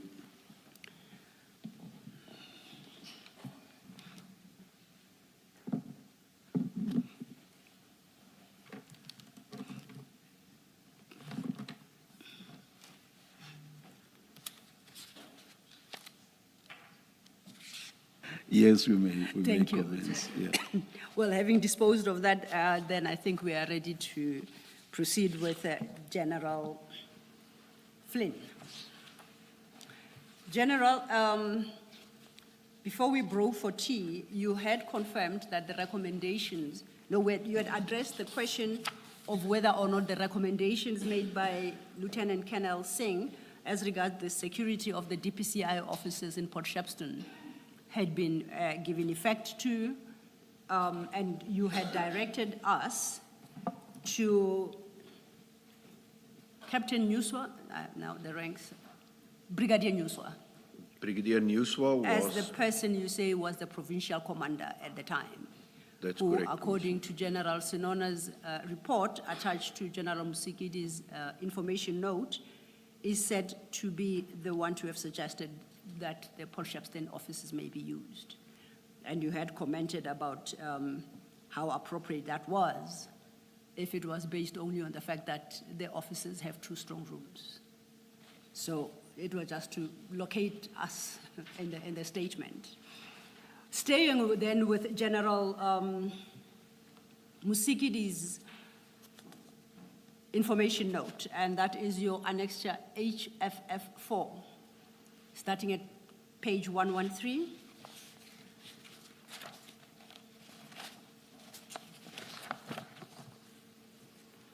I picked up something that I would require clarity on and perhaps guidance. At paragraph 3 at page 117 of that information note,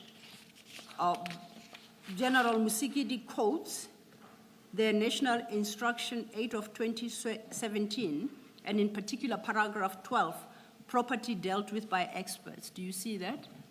That's correct, And then Commissioners. she quotes paragraphs 12, sub 2, sub A, and further down the page, towards the bottom of the page, she quotes paragraph 12, sub 2. Now, I would like you to go back to your annexure HFF2. As I have it on record, that is the National Instruction 8 of 2017. That's correct, Commissioners. And it would appear to be the same document that General Musigidi is referring to here. That's correct, Commissioners. I flip in that actual document to paragraph 12. And paragraph 12 will be found at page 97 of that document. 97. And under paragraph 12, the heading is different. It's vehicles. Do you see that? That's correct, Commissioners. General Musigidi quotes it as paragraph 12 as property dealt with by experts. However, if I flip back to paragraph 9, and that is at page 76, I locate in the exact terms as quoted by General Musigidi, in paragraph 9 at sub 2. What General Musigidi references. So the situation that we are confronted with is either you have put up a wrong document or you have put up a correct document, except there is perhaps a typographical error in General Musigidi's statement. For example, if you read paragraph 9, it reads, all property and exhibits seized must be entered into the SAP 13 register of the relevant police station where the crime was committed or where the property was found, and then transferred to the relevant unit and entered in this SAP as 13 of the relevant unit. It continues still under sub B, sub 2. The SAPS 13 registers of these units must be inspected regularly, and these instructions are applicable to those commanders. Do you see?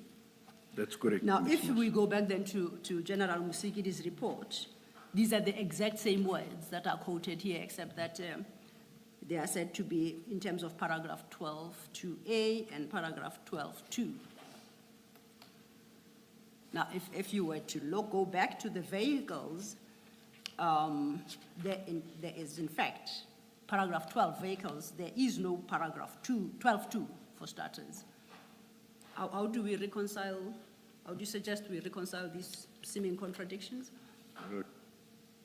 Commissioners, it is obvious that there was a typo in the report by General Mosekidi, where it's referred to 12. It's supposed to be paragraph 9, 2, and there, as Advocate Selu indicated, there is no such 12, 2. So it's supposed to be in totality referring to paragraph 9, 2. And you maintain that the National Instruction 8 of 2017 that you have annexed as Annexure HFF2 is the correct document. That is the correct instruction, National Instruction, Commissioners, that's correct. Okay. Is it the one that was applicable when General Musikidi prepared her document? I Because make that. these things can undergo amendment and additions, so. That would perhaps be a second question, because I'd made the assumption that it was, because General Musikidi quotes the actual name of the instruction note as National Instruction 8 of 2017. Yeah. If she was looking at a different document, then we have a situation where we have two National Instruction 8 of 2017. Yeah. No, my question is slightly different. Is it possible that it's the same document, but because it's a living document, over You mean time as there it were stood? amendments made to it, but it remained National Instruction of, but it underwent amendments so that by 2021, what you see as paragraph 9 was in fact now paragraph 12. It is possible, and perhaps General Flynn may cast some light on that. Did you understand the question, General? I understand the question, Commissioners. I'm not aware of any amendments that were made, so I think the detail reflected here is indeed correct, but it's supposed to be reflected under 9.2. All right. As corrected.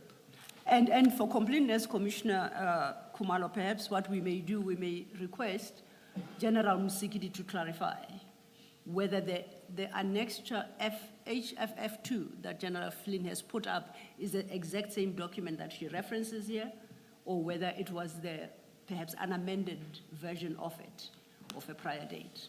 We will look into that and revert. Thank you. Thank you, General. General Musikidi then considers both the report by General Sinona and the letter by Lieutenant Colonel Singh in her information note. You confirm that? That's correct, Commissioners. And she concludes the report by making certain recommendations, and these start at page 119 of Annexure HFF1. That's correct, Commissioners. Now, I would like you, I guess for the record, there are 4 recommendations made. If perhaps you could read them into the record, and then we will consider what is set out therein. Thank you. 6.1, that the national head appoint a senior functionary at the level of a Major General to lead an investigation in terms of SAP's disciplinary regulations 2016 to establish whether misconduct was committed in the handling and storage of the exhibits. 6.2, that the senior functionary provides the outcome of the departmental investigation in terms of Regulation 8.1 of the SAP's Disciplinary Regulation 2016. 6.3, that an audit be done at all DPCI buildings and offices to check compliance with minimum information security standards. And 6.4, that the Provincial Head KwaZulu-Natal provides a progress report on the site inspection recommendations by Crime Intelligence during January 2020. Thank you, General.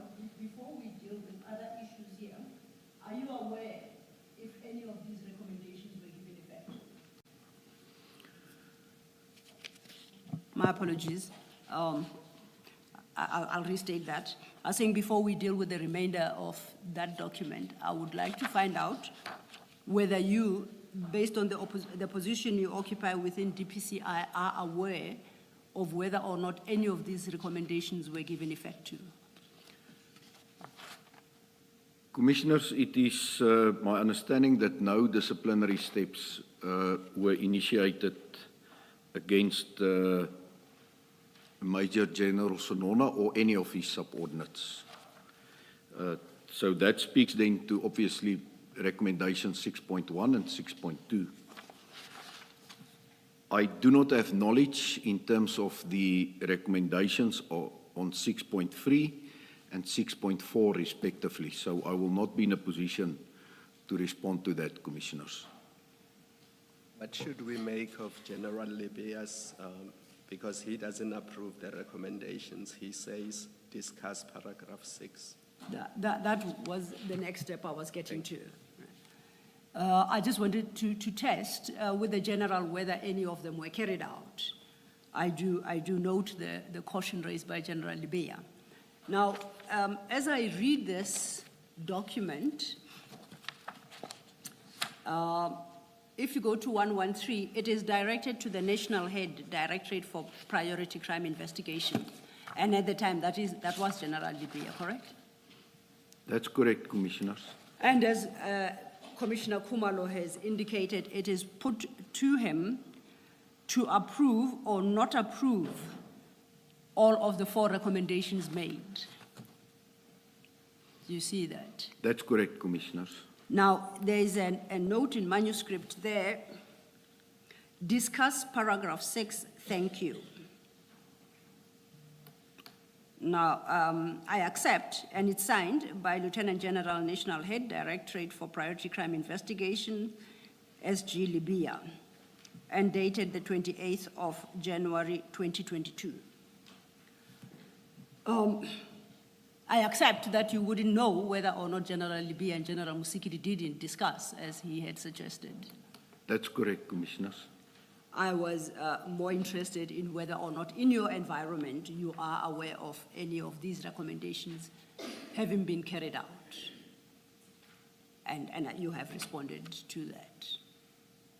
So I get Commissioner Khumalo, this is a matter that General Libya is better placed to shed light on. Thank you.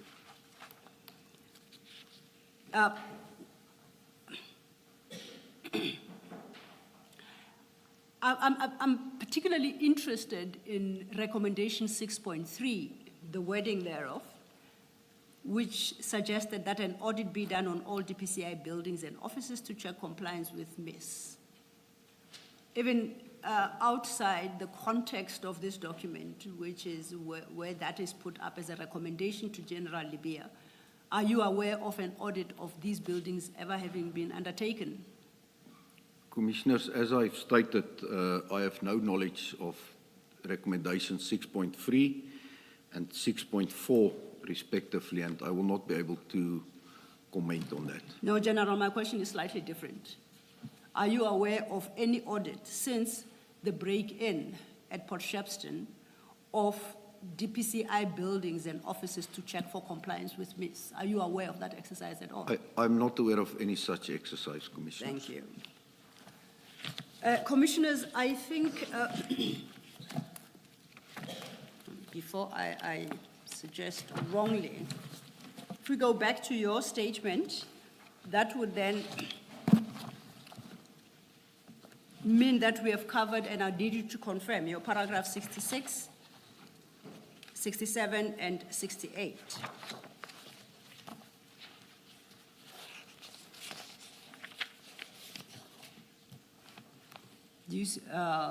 do you confirm that we have covered what is raised in those paragraphs through the engagements we've had? That's correct, Commissioners. Okay. I know that after 68, you then make certain concluding remarks. I would invite you to deal with them, except I think that might be best done after you have dealt with your supplementary statement. So if we could pause that part of your statement and turn our attention instead to your supplementary statement that was admitted into evidence this morning. That should be located at the back of your file. And you indicate in this supplementary statement at paragraph 1 that you prepared this statement to deal with the analysis that you conducted, where you compared the events that transpired relating to 541 kilograms of cocaine seized since June 2021 and stolen from police custody in November 2021. And you do that comparison with other drug busts, seizures in Durban in the period 2020 to 2022, correct? That's correct, Commissioners. And that is the narrow view, perspective of this supplementary statement, that is its sole purpose. Am I correct? That's correct, Commissioners. Then if you could take us from paragraph 2 of your supplementary statement, which is where you deal with this analysis you conducted. Thank you. Thank you, Commissioners. In January 2026, I called for the inquiry files in respect of identified drug busts in Durban during 2020 to 2022 to see whether the 22 June 2021 seizure is evidence of a worrying pattern of irregularities or whether it is an anomaly. Perhaps my audit would reveal that additional training was required because this is a pattern of non-compliance with prescripts during seizures and that there is an innocent explanation for the irregularities. However, the subsequent theft of the 541 kilograms of cocaine made me very suspicious that the seizure irregularities were not the result of inadequate training. According to the DPCI's records, the following seizures occurred in Durban during the period 20 to 22. I'm not referring to any clandestine drug laboratories, Commissioners. That is then followed by a table listing a number of cases which you say are seizures that occurred in Durban during the period 2020 to 2022. Below that table, you then address each seizure in turn.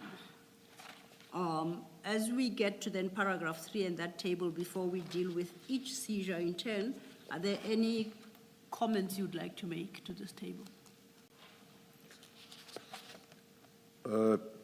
Commissioners, it's explained in detail in the following paragraph, so I can perhaps deal with the incidents and then perhaps go back to the column if that's needed. Yeah, the summary. I'm happy with the approach. So then we'll turn our attention to paragraph 4 of your statement at page 2. And that's where you deal with the first seizure, correct? That's correct, Commissioners. On the 5th of February 2020, members of the DPCI, Durban Serious Organised Crime Investigation Unit, were summoned to a crime scene at the CHC depot in Prospecton, Durban, where SARS Customs detected a consignment of suspected mandrax. The suspected mandrax was hidden in a container that was offloaded from a vessel that originated from China. The crime scene was properly dealt with in terms of crime scene management principles. The exhibits were photographed, weighed, and sealed in forensic evidence bags. The mass of the suspected mandrax was 547 kilograms. The exhibits were booked in at Isipingo SAPS under a reference number, and then the exhibits were submitted to the main forensic science laboratory in Silverton on 12 November 2021. FSL confirmed that the exhibits were mandrax and the case was investigated by Durban under a certain reference number. Before we proceed to the next case, do we know whether there's been an outcome on this matter or are investigations ongoing?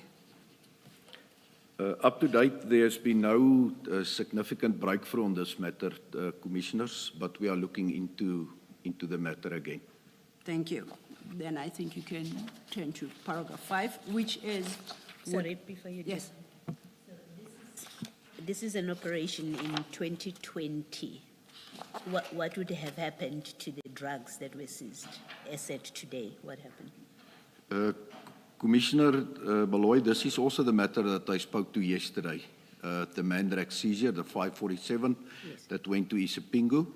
So as I've indicated, upon closure of the inquiry, Forensic Science Laboratory are informed of the outcome of the investigation, and they then have the responsibility to dispose of the exhibits. So the current status of the Mandrakes, I do not have any knowledge of. But ordinarily, it would be where, if you say the investigation is still ongoing. Obviously, we after I summoned or requested these inquiries, we've looked into it, identified aspects that need further investigation. So that's why we are continuing with the investigation part. Okay. But once narcotics specifically is handed or submitted to the Forensic Science Laboratory, it's never returned to a SAP 13 facility. Okay. It is kept at Forensic Science Laboratory until the matter is finalized and then disposed of. All right, thank you. Thank you. Thank you, Commissioner. Thank you, Commissioner Baloy and General Flynn. So would it be correct then to conclude, because you don't say otherwise, as to where the Mandrax is it a correct expectation that it should be with the FSL in Silverton, where it was delivered on the 12th of November 2021? If it's not already disposed of, Accept supposed that. to be there, Commissioners. And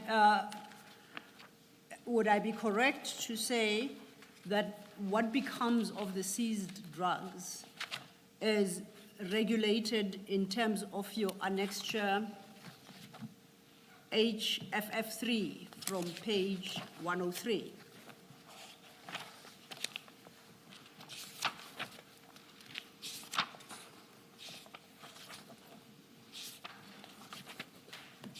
Would I be correct?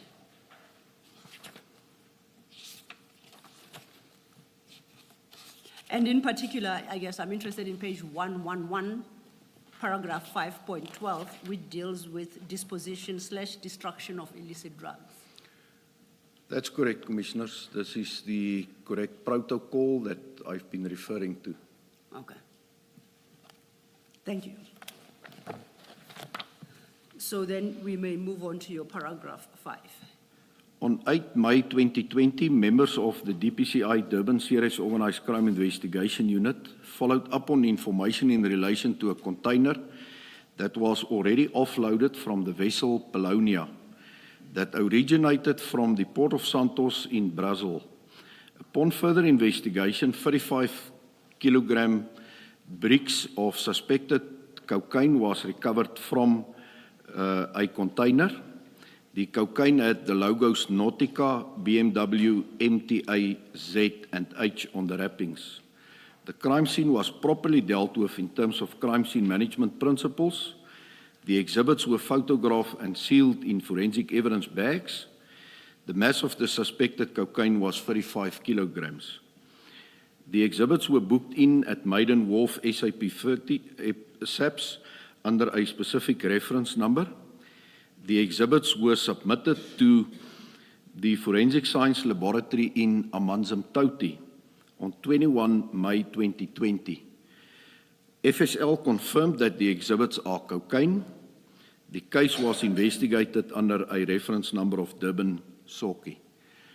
Commissioners, perhaps at this point in time, I should indicate that in this list, there was 3 cases where the exhibits was submitted to FSL in Amanzimtoti. And the reason for that is that you will observe that the mass of these exhibits is much lesser than the bulk seizures that was ultimately submitted to FSL in Silverton. So it includes this 35 kilograms as well as some of the seizures that is subsequently discussed. Thank you, General. Before you move to the next seizure at paragraph 6, and I think this will be a theme that runs through each one of these as you deal with them. If we look at the first, at the bottom of that paragraph, paragraph 4, which is at page 3, similarly with the case you have just dealt with, the third line from the bottom of that paragraph, consistently you indicate FSL confirmed that the exhibits were mandrakes. That was the case with the first one. Now, with this seizure, you say at line 3 from the bottom of that paragraph, FSL confirmed that the exhibits are cocaine. This confirmation that you consistently reference, it's safe to assume it's a written confirmation that would be filed and with the investigating officer. Where does it go? That is correct, Commissioners. Upon finalization of the analysis by FSL, a Section 212 statement or affidavit is prepared and submitted to the investigating officer of the matter. That then forms part of the case docket or the inquiry as part of the bundle of evidence in that case docket or inquiry. And you recall that we briefly touched on the case referred to as the inquiry in respect of the Port Shepstone drug seizure. Would it be a correct assumption? Firstly, was the Section 212 statement an analysis report filed in respect of the Port Shepstone seizure? No, Commissioners, there was never a report submitted or received from FSL. Formally, therefore, we don't know whether what was stolen was in fact, what was seized at the harbour was in fact drugs. Is there a report that confirms that it was firstly drugs and secondly that in fact it was cocaine? There is no such report, Commissioners. Okay. And if such a report would have been filed, is it fair to assume that it would be filed in the inquiry docket opened by DPCI? Yes, it would have been filed in the inquiry docket, Commissioners, because that was the instrument used to investigate the matter under an inquiry. Okay. Can I just get clarity on that? How long does it usually take from the date when the drugs are seized to when such a report is produced, identifying what the substance is? Or because Commissioners, in this case, I'm thinking June, July, August, September, October, until early November. It's over 4 months. Drugs are stored in a warehouse or in an office. No tests are conducted until the drugs mysteriously disappear. Commissioners, as I've testified yesterday, obviously it will depend on the storage capabilities at the Forensic Science Laboratory. If there's space and it's not bulk exhibits, for instance, they will accept it. But it has happened, and from my reading of the respective inquiries and case dockets, it's clear that there's multiple references to the fact that upon a request being made to FSL, they were informed that they do not have storage facilities available, obviously based on a heavy workload. So there's multiple cases before this matters that needs to be dealt with before these exhibits can be submitted. So obviously it prolongs the submission of the exhibits to the Forensic Science Laboratory. But surely there has to be proof that there was a request and that request was declined because of the workload, or that you must wait in line. It will take about 6 months for us to get to your consignment and tested. Is there any paperwork that reflects that all of that was done In some instances, yes, commissioners. in this specific case? But no, predominantly it is inquiries that was made telephonically and then entries made in the SAP5, in the investigation diary. Thank you, Commissioner. Commissioners, what I can perhaps also add to my statement here, in this matter specifically, due to the proper manner in which the investigation was conducted, the evidence collected in this case was lawfully transmitted to the United Kingdom upon their request, obviously by means of a mutual legal assistance application. And the UK authorities managed to prosecute an individual in the United Kingdom and obtained a conviction on the matter relating to the facts of this narcotics. So it's just proof of the transnational nature of these offences. General, let me apologize to you and Advocate Silo. My questions related to the Port Shepstone drugs, but in your further response, it seems like you were talking about what is in paragraph 5 of your supplementary statement. So my questions were aimed at the Port Shepstone drugs that went missing. So sorry if I was not very clear. Perhaps, General, at least for the sake of tomorrow's readers, so that there is no confusion of the transcript, the question Commissioner Khumalo had posed was presumably any request to the FSL would be in writing. That was the first. And I think you confirmed that it is expected to be in writing and recorded somewhere, and where the FSL is not in a position to store the drugs from a recent seizure because of lack of space, they would equally indicate in writing. So there is a record of the request and how the request was dealt with. Would that be correct or not necessarily? Commissioners, I'm not 100% sure in terms of the Port Shepstone matter. I was speaking in general about my observations throughout the inquiries that I've analyzed. And there it's my observation that predominantly it's being done telephonically. So I'm not 100% sure in terms of the Port Shepstone matter. But I believe we can clear that up. Thank you for that. Okay, thank you. Which then, your answer raises a question for me. To the question Commissioner Khumalo posed, it would not be reasonable of us to expect the request and the response to the request to follow a stated format, be in writing, addressed to a specific unit head within the FSL and responded to in writing. That is not your experience and practice, so we should not expect that to be the case in all, if not most of the cases. And I'm relying on your experience here. That's correct, Commissioners. But as I said yesterday, when it's inquiry investigations, and it's not, for instance, a court matter, there is not that pressure on the investigation team to get the investigation finalized like in a case docket that is currently before court. And I've indicated that there is a mechanism in place where we can request the Forensic Science Laboratory to prioritize an investigation.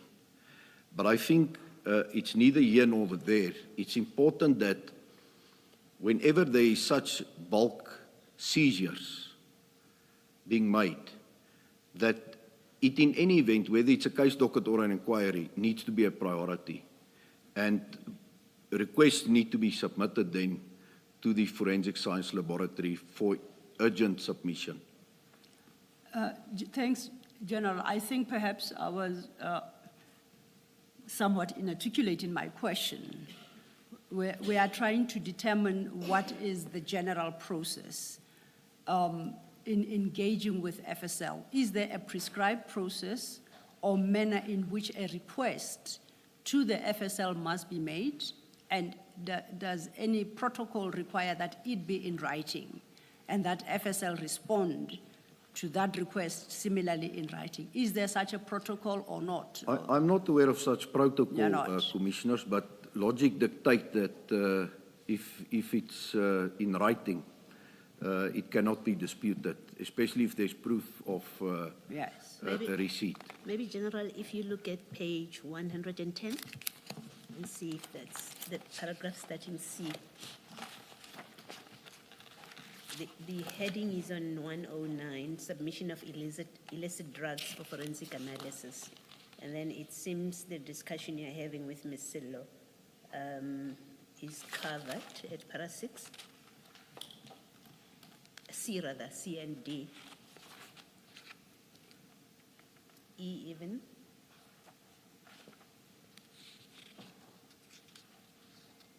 And it seems that's all that regulates what should happen. Yes, that is what I testified yesterday as well, Commissioner Baloy, is that upon submission of the exhibits to the Forensic Science Laboratory, it needs to be accompanied by this covering letter. That is acknowledged then, so you get an acknowledgement of receipt on the date that it was submitted. So that is indeed being complied with. Okay, thank you. Thank you, Commissioner Baloy. I think, and I'm going to test this, I think perhaps it's become clear in my head. The section that Commissioner Baloy just referred you to deals with the submission of the exhibits to the FSL. And it prescribes a process that must be followed. That's and correct. it does prescribe that there must be a written request and the like. The question, I think, General, why can I say General? Commissioner Khumalo. Umpteenth time, I do apologize, Commissioner. The question that Commissioner Khumalo and I think, were interested, the answer there too, in, was relating to the request to FSL for storage, where FSL responds that it doesn't have storage capacity. So it's not the actual submission of the exhibits to. Yes.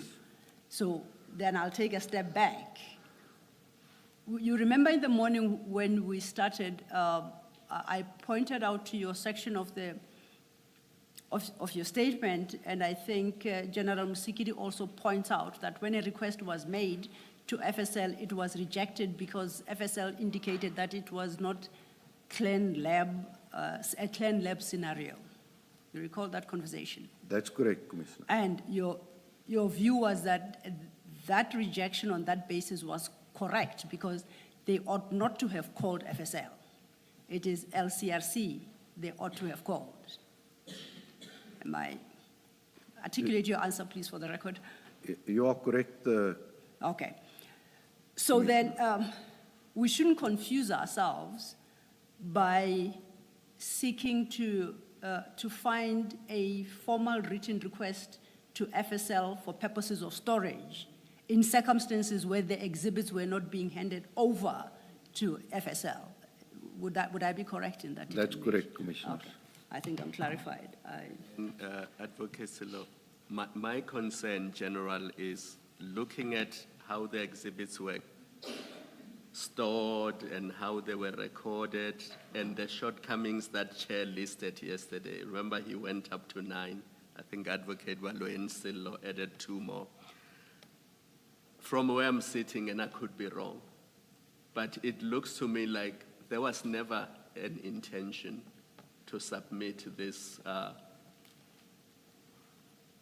drugs to FSL. There was never an intention to have them tested because of how they were handled throughout and how they were recorded. It raises concerns to me that it doesn't seem like there was ever an intention that these drugs will go to storage in Pretoria or that they would be tested so that we can be 100% sure that it was cocaine, 541 kilograms of it. Because I cannot understand how there is no paperwork saying to FSL, at some point when you do have capacity, we would like you to take these drugs. We would like for them to be tested so that we can ascertain that this was indeed cocaine. And if there's a need for people to be arrested and prosecuted, that can be done. What is your comment on my observation? I'm not stating facts, I'm just stating an observation. Commissioner Khumalo, you are 100% correct. I also referred to that yesterday in the same manner as you have summarized it now, that it's my strong view that there was never an intention to submit it to FSL. And that's why I'm reflecting now on all the other cases where predominantly the crime scenes were dealt with correctly and the exhibits found its way into an SAP 13, remained in an SAP 13 at the police station. It was never stolen or tampered with and then submitted to the FSL. Whether it was a year later, I think for purposes of this exercise, it's irrelevant. The fact of the matter is it was not stolen at the police stations and it arrived at the Forensic Science Laboratory intact. Thank you, Commissioner Khumalo. And General Flynn, I think we're dealing with the matter at your paragraph 5, that incident that you said there was liaison with the British authorities and resulted in convictions in the UK. Are you in a position to comment about any prosecutions or convictions arising from that drug seizure of 8th May 2020 in South Africa? It's a yes or no. If you don't want to unpack, you don't have to. I just want to know what progress South Africa has made. There was no prosecution up to date in South Africa, Commissioners. No prosecution to date. I'll leave it there. I'll not probe any further. Getting back to your statement, if we look at your table, I think we are now at the third item, the 2021-02-23 matter, where under place and commodity you indicate Greenpoint. I'm correct, right? No, actually, we should be dealing with the 2020 August 11. Yeah. The cocaine burst of 20 kg. That's our next matter. That's correct, Commissioner. And you unpack that at your paragraph 6, so if you could take it from correct. there. On 11 August 2020, members of the DPCI Durban Serious Organised Crime Investigation Unit followed up on information in relation to a container that was on the vessel Polonia that originated from the port of Santos in Brazil. The vessel was on anchorage before entering Durban Harbour. Upon further investigation, 20 kilogram bricks of suspected cocaine was recovered from the container. The cocaine had the Audi logo on the wrappings of 10 of the bricks. The other 10 bricks had no logo on. The crime scene was properly dealt with in terms of crime scene management principles. The exhibits were photographed and sealed in forensic evidence bags. The mass of the suspected cocaine was 20 kilograms. The exhibits were booked in at Durban Central SAPS under a reference number. Then the exhibits were submitted to FSL in Amanzimtoti on 1 September 2021. And then FSL confirmed that the exhibits were cocaine. And then the case was investigated under a certain reference number. And here, Commissioner, there's 2 cases where LCRC did not attend to the crime scene. But the investigators, and it's not clear what was the reason for the 2 incidents. It is then this case and the Manuchar case. LCRC did not attend to the scenes. But the investigators themselves complied with directives by having contemporaneous notes, by taking photos of the exhibits, and properly securing it by sealing the exhibits there and then where it was recovered from the container. Before you move off that point, is it your testimony that it is imperative at all these seizure scenes that the LCRC be present, or it is not necessarily a requirement? What is the actual position? It is very important, Commissioners, especially when it comes to the prospects of lifting fingerprints and touch DNA, which cannot be performed by an investigator. Although an investigator can take photos, compile it into a photo album, and ensure that the chain of custody is maintained and the integrity of the investigation is upheld by properly sealing the exhibits in exhibit bags. Investigators are not capable of performing that two very important aspects. And in this case, I think you specifically pointed out that the risk of non-attendance or attendant on the LCRC not attending the scene was somehow ameliorated by the actions of the investigators themselves. Is that correct? Yes, some of the tasks were performed, Commissioners, as I've indicated. But the reason why the investigators moved in here and conducted the investigations was that they had to beat the criminals to the vessel, and specifically the container. So there is an acceptable explanation for what transpired here. It's not clear in the Manuchar matter why Colonel Sabia did not summons LCRC to that matter. But in this matter, and I have the detail of the matter, which I prefer not to disclose No, please don't. to the Commission, I'm satisfied that there was no wrongdoing on the part of the investigators in relation to this seizure of the 20 kilograms from the vessel. I don't know if the commissioners have caught on the DPCI language. There is this case you keep, is it Manucha? Is that our Port Shepstone matter, the Durban seizure of 22 June 2022? No. Okay. The Manuchar seizure is a complete separate and non-related matter, Okay, Commissioners. I'm clarified. Then my question is, in the Port Shepstone matter, the one that we've been dealing with, the LCRC did not attend the scene. Do you have an understanding of why that happened? Why the LCRC did not attend the scene at the harbour during the seizure of the Port Shepstone? It's because they were not summoned, Commissioners. They were simply not summoned. That's correct. Colonel Jacob indicated that he called Forensic Science Laboratory. But there was no indication that he ever requested the presence of the LCRC. And that was the important section to be present at that incident. And when you deal with this case, you do point out that LCRC as well did not attend, and you gave explanation for why that was the case. But you went further than to say the failure to call LCRC in this particular instance was addressed by the steps that the investigators on the scene took.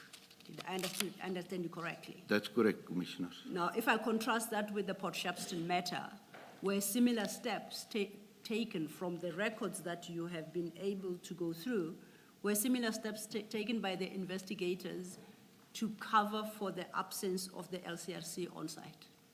By no means, Commissioners. There was just a few photos taken of the exhibits there at the police station, at Isipingo, few photos of the exhibits in the container, and shoddy work, to say the least. It was as if the investigators were in a hurry. And lastly, I think you made the comment that you understood why the LCRC was not called to the scene on the day in respect of this seizure we're talking about. And if I heard you correctly, you said they were trying to beat the criminals to the container. Did I understand you correctly? That's correct, Commissioner. So there was a level of urgency in that case. Indeed. Does the same level of urgency, did the same level of urgency attach to the what I'll call the Port Shepstone seizure? No, Commissioners. Thank you. But I mean, at least it sounds like at best you would say that no agency has been claimed for the absence of the LCRC in Port Shepstone. Well, Commissioners, as explained by Colonel Jacob, he indicated that the scene became busy with the perhaps individuals arriving at the warehouse yard. But I also explained that that's a controlled environment already per se, as it's a warehouse. And it could have been easily contained where an outside perimeter and inside perimeter could have been deployed. And they could have decided how big that perimeter needed to be in order for them to properly deal with the scene. I also said that there was no need to transfer the crime scene or the exhibits seized from the crime scene to Isipingu before all the necessary investigations were done at the container. I guess importantly, really, the question is, has Colonel Jacob anywhere stated or given a reason why the LCRC was not called? We know he called the FSL, that's what the records show, or what is alleged, but he hasn't said anything about, or has he said anything about why the LCRC was not called? I'm not aware of the detail in relation to that aspect, Commissioner Baloy. Thank you, General.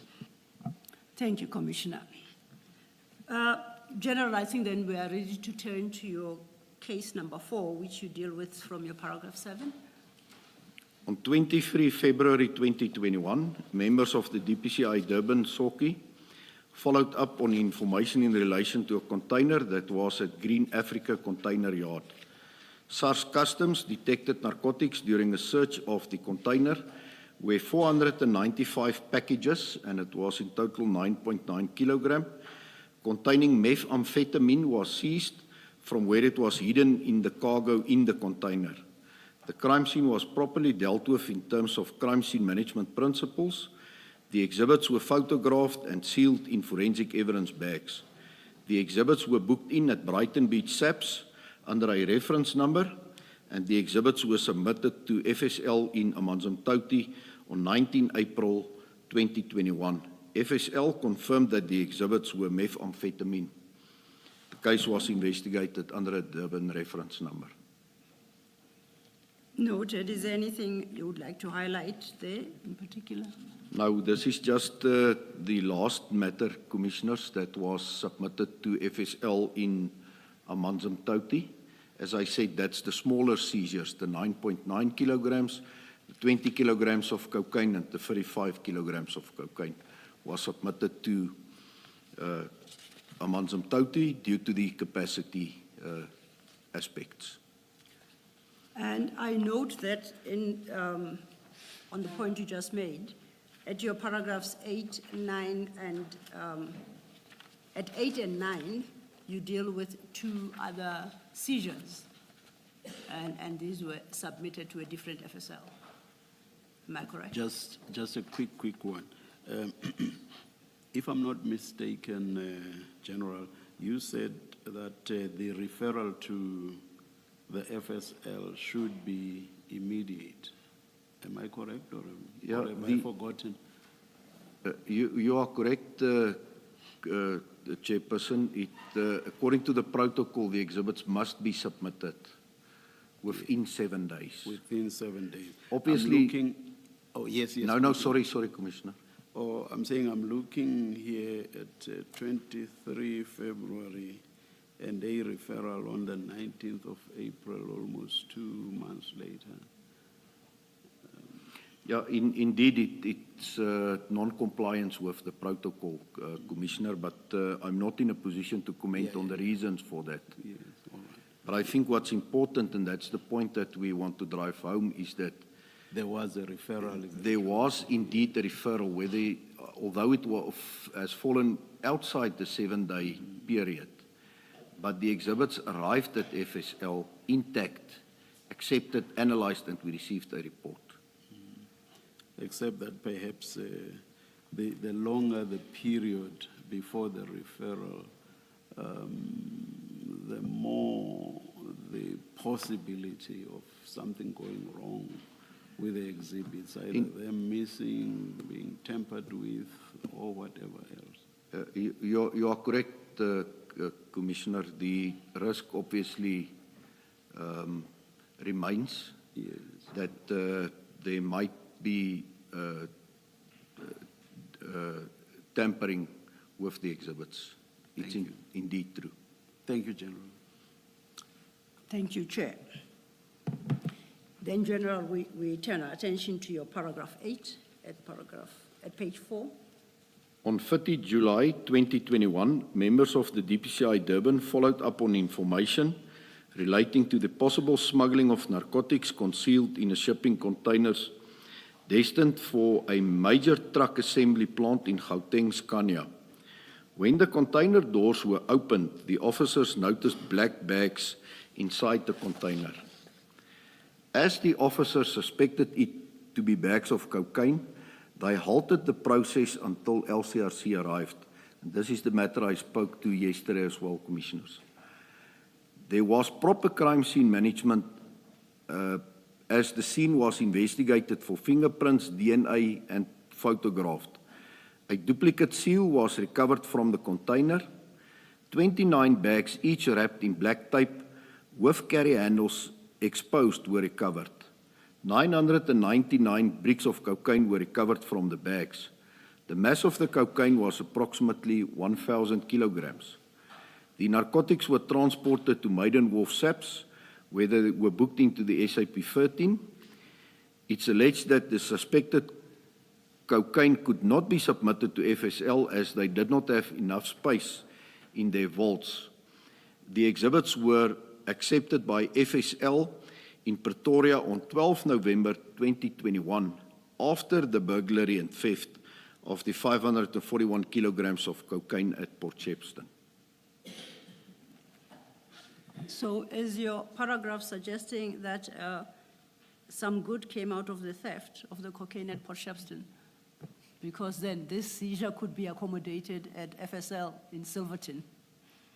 Well, very shortly after the burglary was detected, Commissioner, I believe that my counterparts at Forensic Science made the means to accommodate this major seizure, and then it was submitted. And this was 1,000 kilograms, about twice the size of the Port Shepstone seizure. That's correct, Commissioners. That's it. Thank you. You may proceed.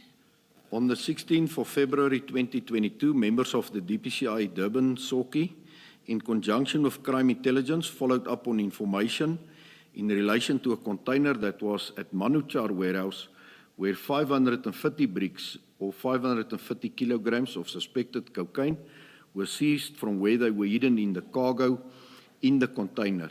The container originated from the port of Santos in Brazil. The crime scene was properly dealt with in terms of crime scene management principles. The exhibits were photographed and sealed in forensic evidence bags. The exhibits were booked in at Umbilu under reference number, and then the exhibits were submitted to FSL in Silverton on the 24th of February 2022. FSL confirmed that the exhibits were cocaine, and it was investigated under a Durban SOCI reference number.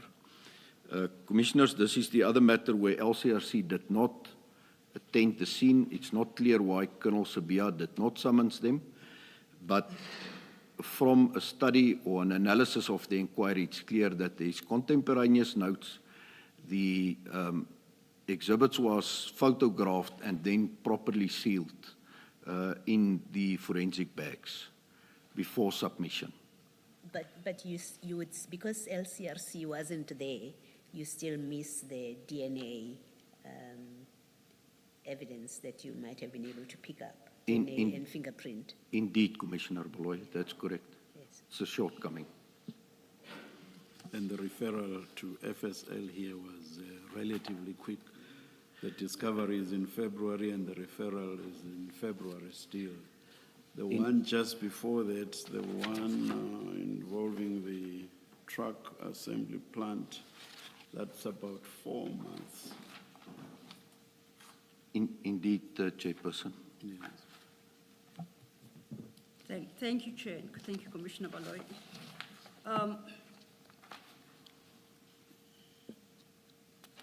And did you, unless I missed it, did you indicate whether you are aware why LCRC was not called for this particular heist? It was not established as yet. I have not consulted Colonel Sibia on that matter, the commissioners. Thank you. And so Colonel Sibia, would that be the investigating officer, or why the particular colonel? He was the senior member at the crime scene and then also the investigator of that matter, commissioners.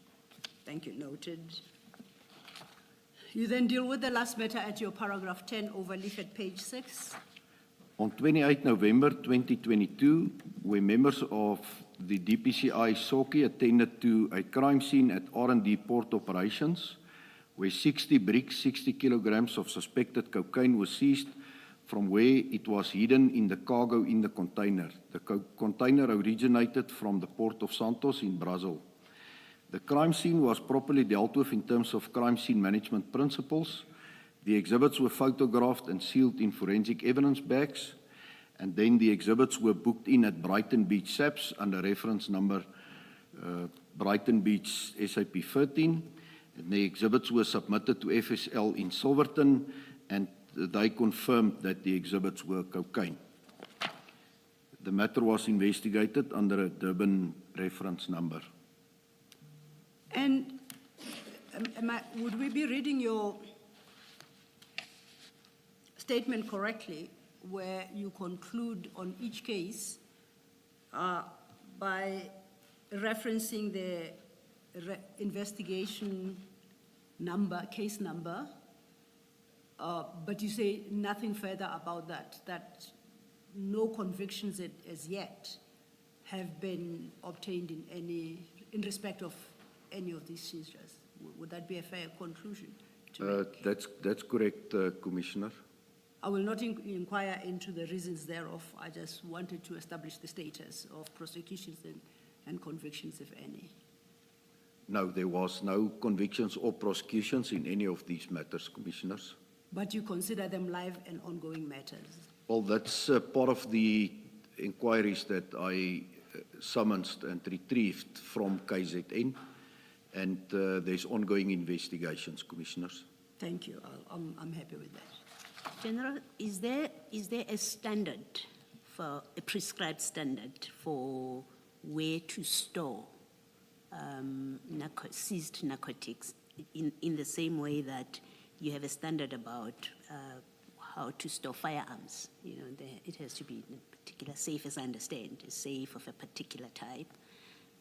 Is there such a standard which would inform, let's say, generals, to use Potchefstroom, that would have informed General Sinona that this is not an appropriate place to store and rather go to, I think you say, let's say Brighton Beach, because it meets the required standard for storing of narcotics. Is there anything like that? Commissioners, I'm not aware of such a standard, but that's why it's important that, and if a specialized unit need to establish its own SAP 13, I believe that's part of the considerations that the national head would have taken into consideration before approving or disapproving such an application for an SAP 13 at the unit. Inter alia, is it just a strong room, or is it a properly built up walk-in safe with proper doors, for instance, locking systems, alarm systems, not just in the safe but outside, perimeter fencing, beams, etc. All these considerations. So I think that's the important part here, is to during that consideration phase, whether there is additional safeguarding in place or not. Thank you, Commissioner, and thank you, General. On that point, perhaps for completeness, it might be worth our while to refer to your annexure HFF2. We've dealt with this before, and that is the National Instruction 8 of 2017. Commissioner Baloyi had requested whether, had asked whether there are protocols around dealing with seizures of this nature. I would like to refer you in particular to page 86 under sub 8, and I think that is the main paragraph starts, if I can find my place, I think it's 12. It's 11, it starts at 79, paragraph 11. At page 79 under the heading property, then it deals with various kinds of properties, and specifically at page 86, sub 8, it deals with drugs. And it speaks to a protocol that must be adopted in the storage of the specific drugs as are listed there. And overleaf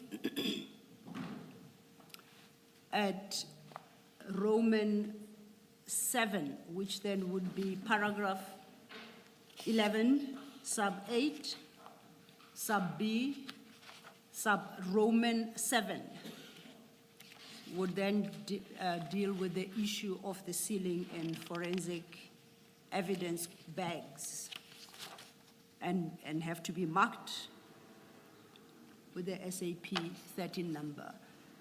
You are familiar with the protocol set out here? Yes, I'm fully au fait with specifically 8B, Commissioners. I think 8A is perhaps the most minimum requirements. I cannot think that it's exhaustive, and that's why I said I'm not aware of a specific protocol in terms of the requirements for an SAP 13 facility. But it just makes sense that there need to be additional safeguards to ensure that criminals cannot get to the actual exhibits that's placed in a walk-in safe. Thank you. I just wanted you perhaps to comment on that as well, to add to the response you gave to Commissioner Baloyi. We then,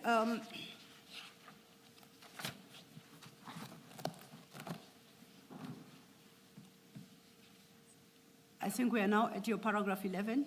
That's correct. Of your statement at page 6. If you can then take the commissioners through that. From the aforementioned, I was able to ascertain that unlike the June 2021 seizure, 11.1, LCRC was called to the scene to process the crime scene in respect of all the other seizures, except for the second Polonia vessel seizure and the Manuchar seizure, as I explained earlier.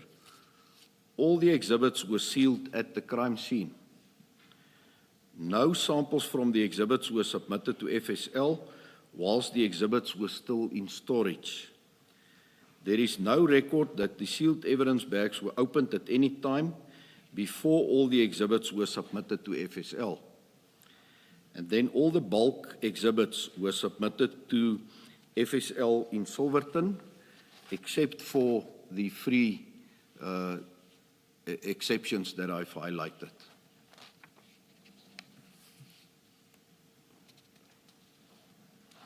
Just 2 seconds, General.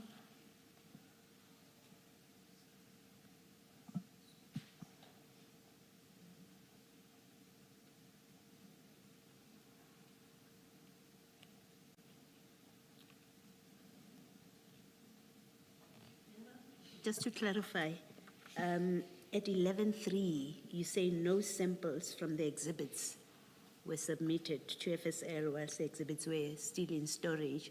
So the booking, I thought the evidence we had involved that some 7 bricks were taken out supposedly for. Commissioners, this referred just to the cases that I've I see, you're not explained here speaking now. to Port Shepstone in It does particular. not relate Okay. to the Port Shepstone matter where samples were taken Okay, thank you. and then submitted to FSL Okay, thank you in for clarifying. Amanzimtoti. Thanks for the clarification. Thank you, Commissioner. You may proceed, General. And that's the end of this statement, Commissioners. Is there anything you'd like to add to your supplementary statement before we turn our attention back to your conclusion in your main statement? No, Commissioners. Unless there are questions on the further questions on the supplementary statement, Commissioners, I would invite General Flynn to go back to his original statement, and at paragraph 25, you then deal with the conclusion. Page 25, paragraph 25. 69. Paragraph 69, page 25. Thank you, Commissioners. The persistence of drug trafficking at an organized crime level is often facilitated by the complexity of modern supply chains and involvement of officials who exploit positions of trust within logistics, border control, law enforcement, or commercial processes. Trafficking networks or syndicates are deliberately structured, which makes detection more difficult. Efforts to counter this form of organized crime require coordinated intelligence-driven action across multiple agencies and, importantly, embracing technology. While enforcement efforts continue to disrupt operations, bringing the perpetrators to account is difficult due to the clandestine nature of the crime and the involvement of law enforcement officials and border control. In my opinion, the cocaine seized in 2021 should never have been stored in Port Shepstone. The crime scene management failings compromised the integrity of the investigation, and the subsequent theft of the cocaine was severely compromised our ability to find the traffickers. I trust that my evidence will be of assistance to the Commission. Thank you, General. Before I turn to the commissioners, are there any other comments you'd like to make, having then read out your conclusion? No, Commissioners. Chair and commissioners, yes, please. General, what I'm going to ask you is unrelated to your testimony, but I hope you will be able to comment on it. What protocols exist with regard to the conduct of polygraph tests, or what are colloquially referred to as lie detector tests? What protocols exist, and when is that usually or ordinarily done, and who gets subjected to it? Commissioners, in terms of our legislation, I believe it's section 17E, speaks to integrity testing. And as part of that process, polygraph tests are also part of the machinery that is deployed to determine deception, or whether individuals were perhaps complicit in the commissioning or taking part in any offence. And then it is upon the national head to then direct who needs to be exposed to that process. So then a list is then submitted to the identified officers, who then needs to report for such polygraph testing. And do you have any idea as to what the determinant factors are to decide on who should be subjected to the test? I believe the merits of each matter, Commissioner, will determine whether an individual or individuals be exposed to the process. So I don't think there's hard and fast rules associated to those decisions. It will be dependent on the specific facts that such a decision will be taken. I was avoiding specificity so as to get an idea of the generally applicable prescripts, but perhaps I should be specific now. The facts here are that General Sinona was involved in the decision to take the drugs, the cocaine, to Port Shepstone, and in the end, he kept the key. I'm just trying to establish in my own mind whether he ought not to have been subjected to a polygraph test. I'm asking this in the context of the fact that there were polygraph tests here. And I assume that everybody who was involved in all of this saga was subjected to such tests, but he was not. Ought he have been subjected to the test, in your view? In my opinion, Commissioner, indeed, he was supposed to be exposed to the process as he played an active role in the Port Shepstone matter. It's not as if he was just the provincial head sitting at the distance. He was privy to the activities. He visited the Port Shepstone offices shortly after the seizure and took possession of the key. That's active participation. It's not as if he was at the distance and that he was not related to this matter. So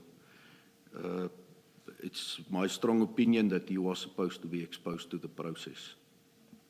Thank you, General. General,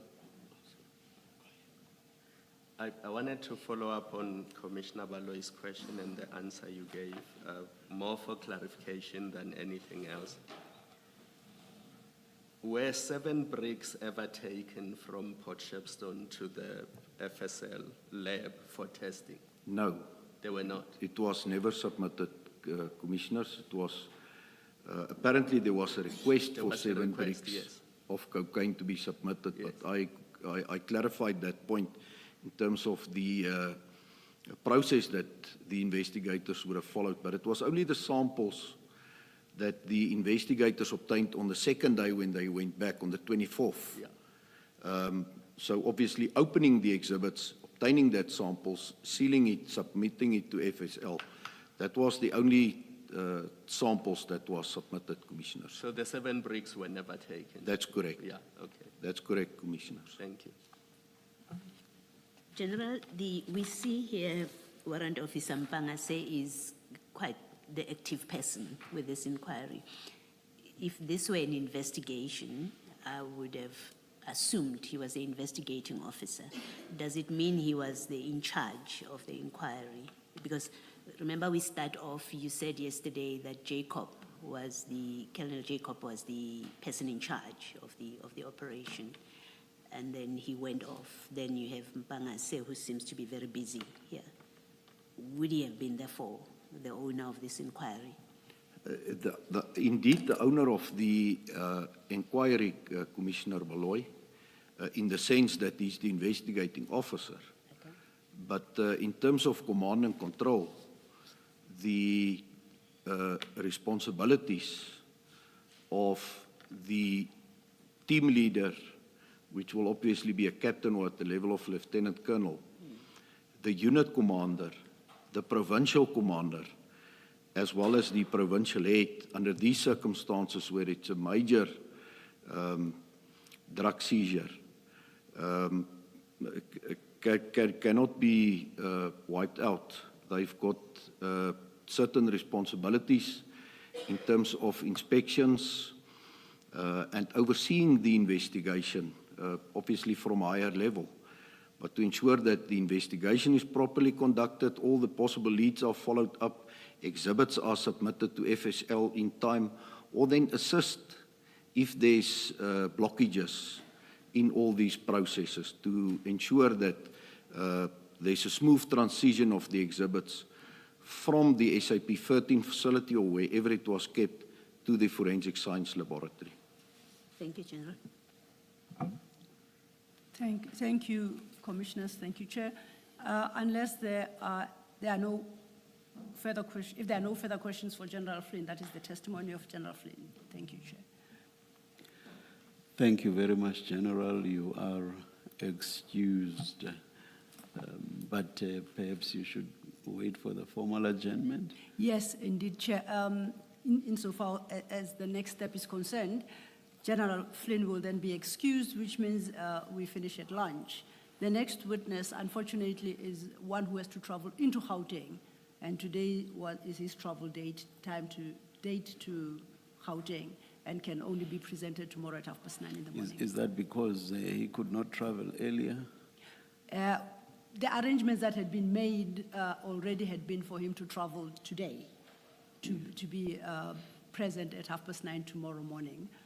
In light of the fact that there is no threat that he may overrun, we thought it was appropriate to retain the arrangements as were made to cater both for his overnight stay in Johannesburg and travels, and to be presented in the normal hours tomorrow. So we request that perhaps with your leave, we stand down at this juncture to 9:30 when we start with a new witness. Thank you, Ms. Sello. Let us adjourn until 9:30 tomorrow morning. Thank you, Chair.